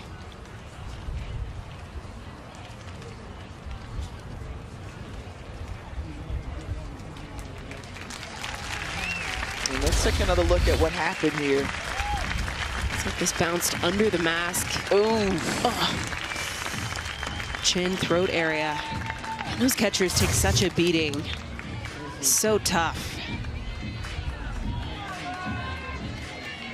You can just see the toughness of a player like Kennedy Bunker, shaking it off and get back into it. I'm telling you, man, this Ole Miss team just so tough. Bunch of fighters, the grit, the resilience that we have seen from this group all season and against the odds, right? Nobody expected them to potentially have the run that they did late in the season to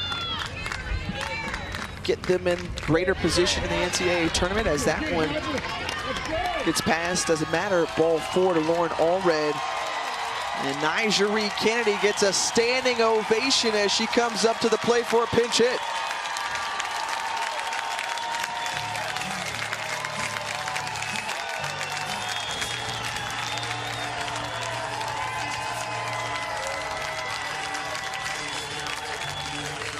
Oh, how different it was from just a year ago when she played her first game at Texas Tech. Now a stadium full, a two-time first-team All-American, a dominant arm, a star in our game, and the first player in NCAA softball history to sign a $1 million NIL contract.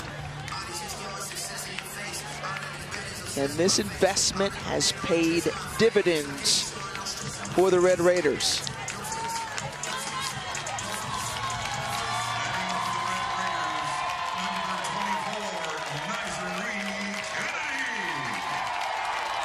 You see John and Tracy Sellers looking on.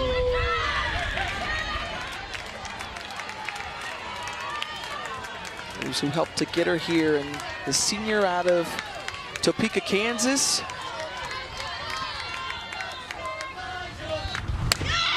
Has this one roped into left field. One run in, another one comes around to score, and the pinch hit RBI double for Nigeri Kennedy.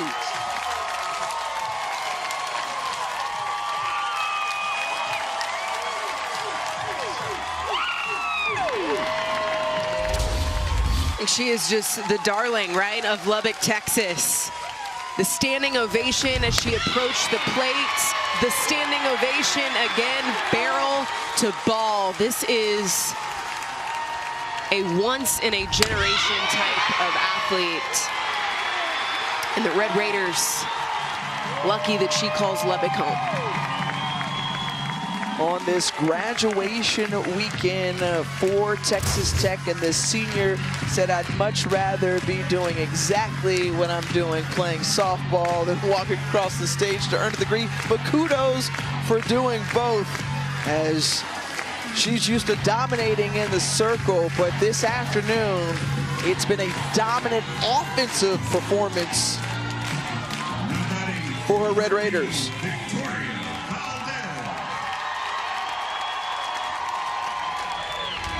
We mentioned Victoria Valdez earlier in this game, one of the catchers for the Red Raiders, and now she's coming in to pinch hit among this senior class for Jerry Glasgow.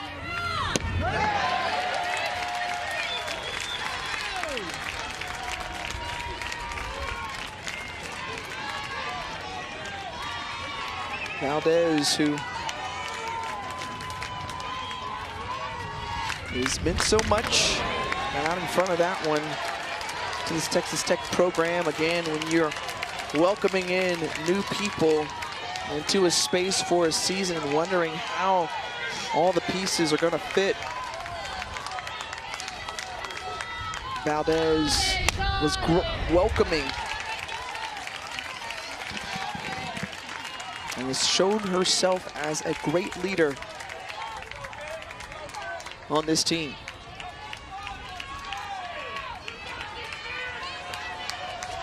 One of the 3 catchers on this team that's seen significant time behind the plate.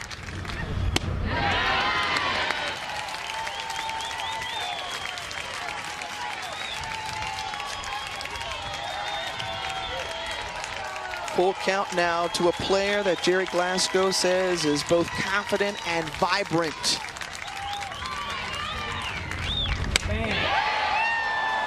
This one turned on and foul. For those of you looking for NWSL, Portland versus Angel City. It's already started. It's over on ESPN News, and we'll get you there at the conclusion of this one.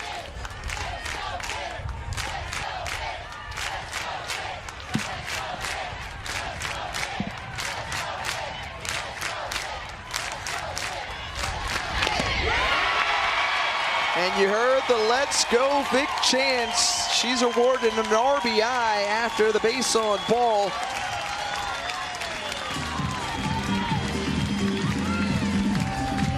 Sorry, that loads the bases here. No RBI, so correction by me. That does load him up, though, for the RBI machine. Mia Williams, 22 home runs on the year. 75 RBI. She is an offensive leader in almost every single category for this team.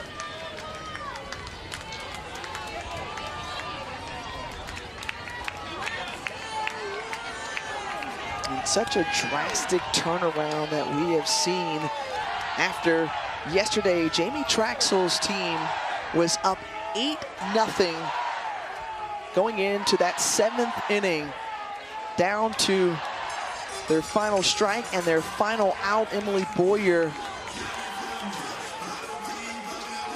is back in the game. She pitched a near excellent game, best that you could ask for up until that time, and now she re-enters the ball game.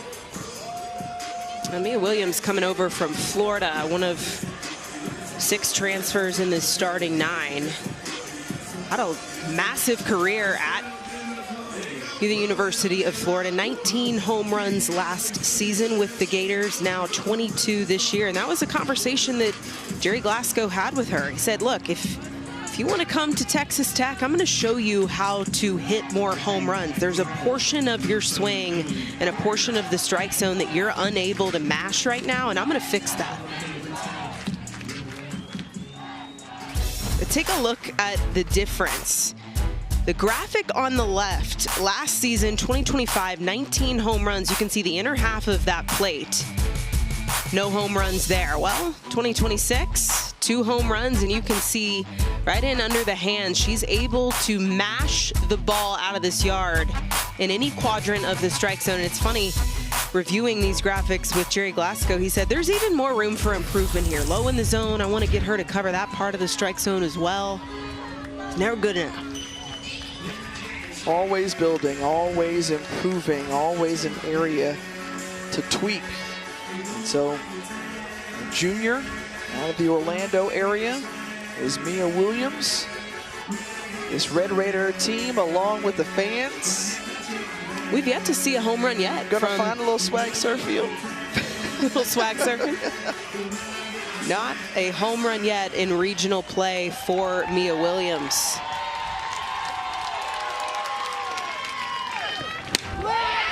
This one on the ground to Williams and unable to turn the double play. And another run touches home as Lauren Allred with the 14th run put up by the Red Raiders.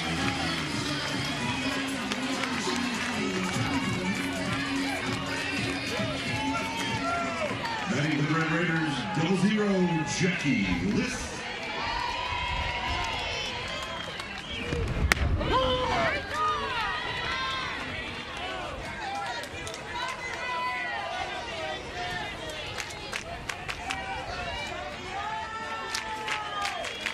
Two for three this afternoon for Jackie Liss. She's had an awesome day, driving in 5 runs.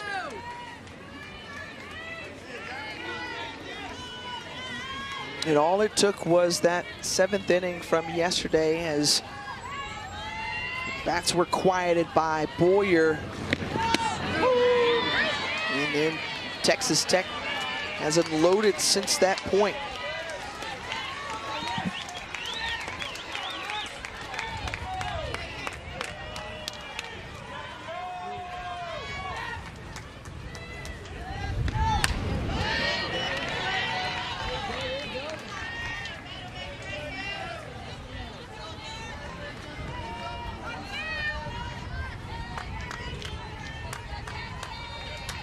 Kennedy standing over at third.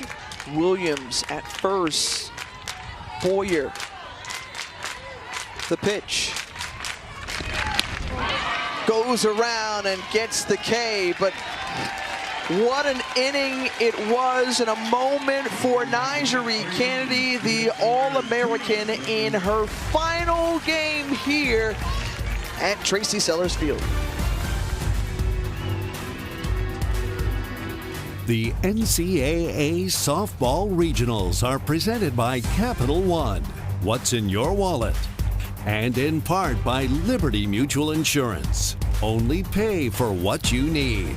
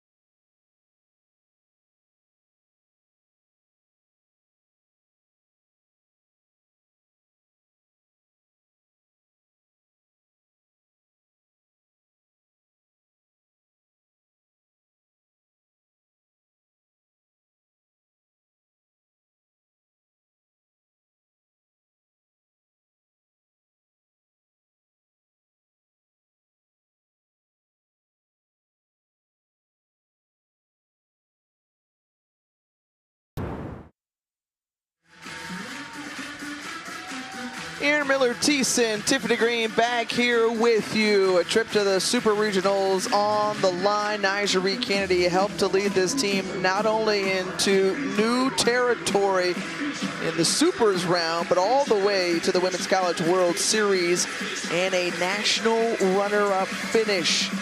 They are 3 outs away from run ruling Ole Miss and going in back-to-back seasons to the Supers. Kennedy Bunker stepping in, had a home run, a solo shot in the 3rd inning.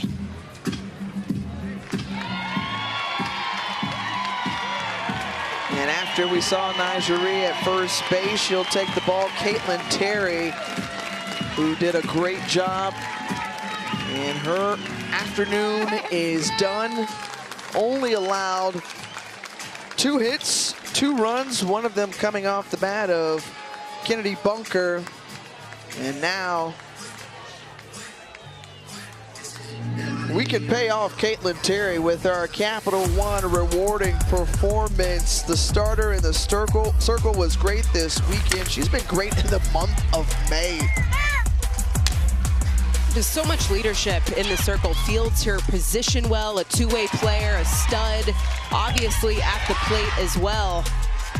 An all-around athlete, plays with a lot of swag, a lot of confidence, fun to watch. Only given up 6 runs since the start of the month.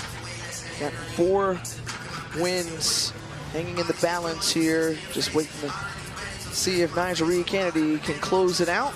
But this is her line from today. And now Nigeri Kennedy will get a chance to pitch in her final game here at home. These are the numbers that she's put up this season. 8th best in ERA. One of the most feared arms in our sport. The dominating efforts that we have seen just since she stepped on the college scene. She took Stanford to the Women's College World Series in her first 2 seasons, and then did the same here once she put on a Texas Tech Red Raider uniform. She's hopeful that this group can get another crack at OKC. And I know that she is happy to get another crack at this Ole Miss lineup. Was not her best self yesterday facing the Rebels.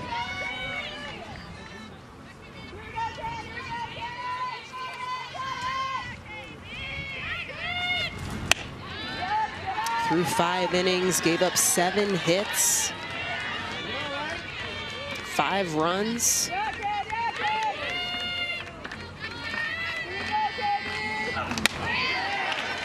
This was an Ole Miss team that absolutely had a prepared answer for this arm.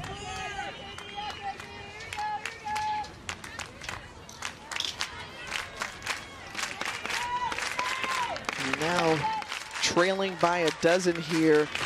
Can they do the unthinkable? We saw it yesterday. It's Ole Miss's turn to see if they can turn around, keep their season going. Bunker, does she go around? No. And the leadoff walk to Kennedy Bunker. So that's a good start for the Rebels. Holds the barrel back.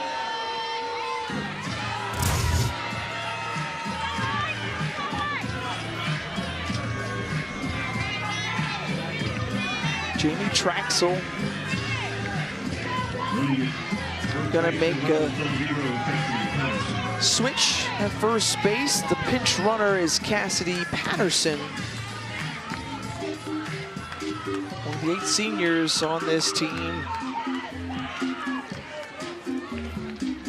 Potentially playing in their last game in an Ole Miss uniform. She's got that opportunity to be on the base pass as Mackenzie Pickens at the plate.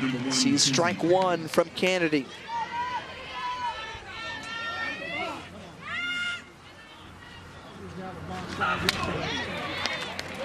That one fouled off. We're now 0-2. Kennedy, a superstar in this game, but one of the most humble that you will come across.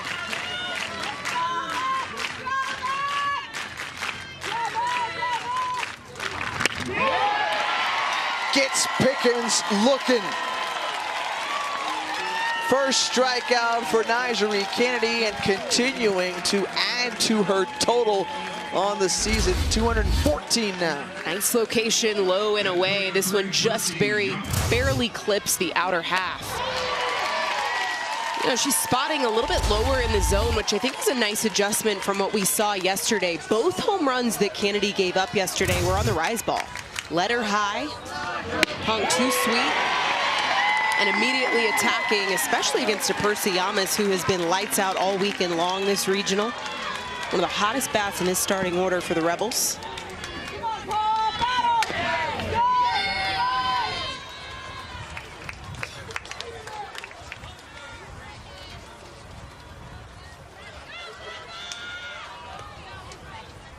Yamas, who carries over the production from last year, the RBI leader this year. She had some help in that lineup with Maddie George, who's a big-time producer alongside her. The 1-2 to Percy Yamas. And back-to-back strikeouts here, and Nigeri Kennedy is dealing one away. Again, this is run rule territory. It all comes down to this 1 on, 2 outs for Ole Miss. Remember, if you lead by 8 or more the 5th inning, we saw Texas Tech set a program record for run rules during the regular season.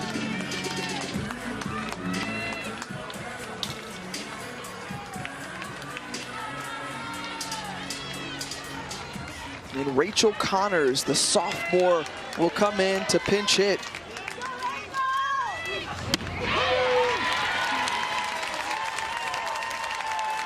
She was so good yesterday. Had that pinch hit home run. 3-run shot against Tech. She was the 2nd home run that Nigeri Kennedy gave up yesterday.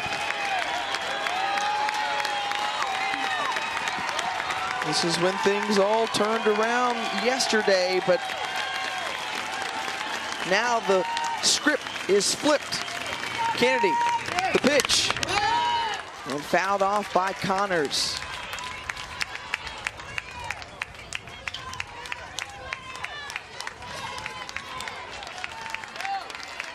After engineering one of the greatest comebacks that we've seen in the sport of softball in a long time. Now Kennedy trying to close it out, and off the glove of Haley Toney at short, and a base hit for Rachel Connors. So once again,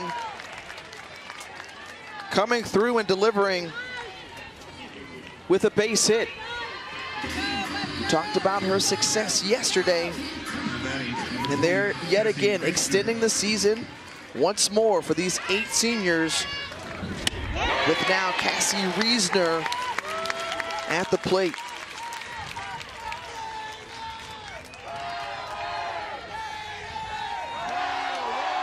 Do the Rebels have a late rally in them?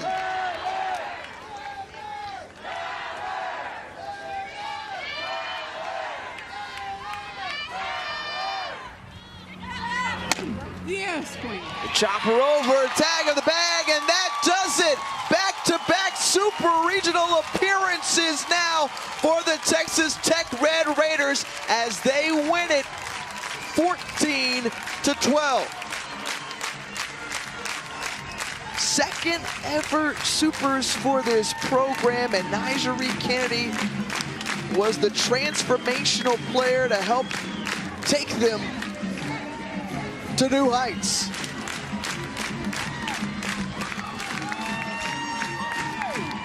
A lot of new pieces on this Texas Tech team. A team that has one goal this year, and that is finding their way back to the Women's College World Series. And Tiffany, they are one step closer. The record-breaking comeback win in Game 2. A run rule victory here in Game 3. And they will be headed to Gainesville to take on the 6th seed Florida Gators. who provide their level of star power with Keegan Rothrock, Taylor Shoemaker, Jocelyn Erickson. But it is going to be a battle as the Red Raiders taking in a lot of momentum going down to Gainesville. For our wonderful crew here from the Lubbock Regional, Tiffany Green, Aaron Miller, Teaser, we're signing off and saying, we out.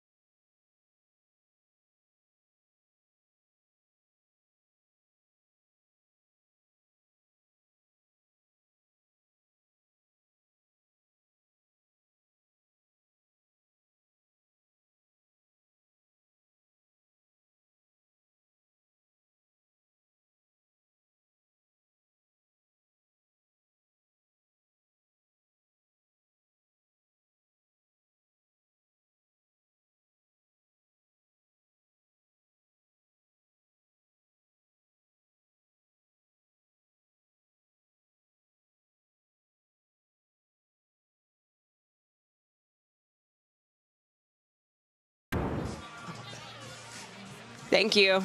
Great job.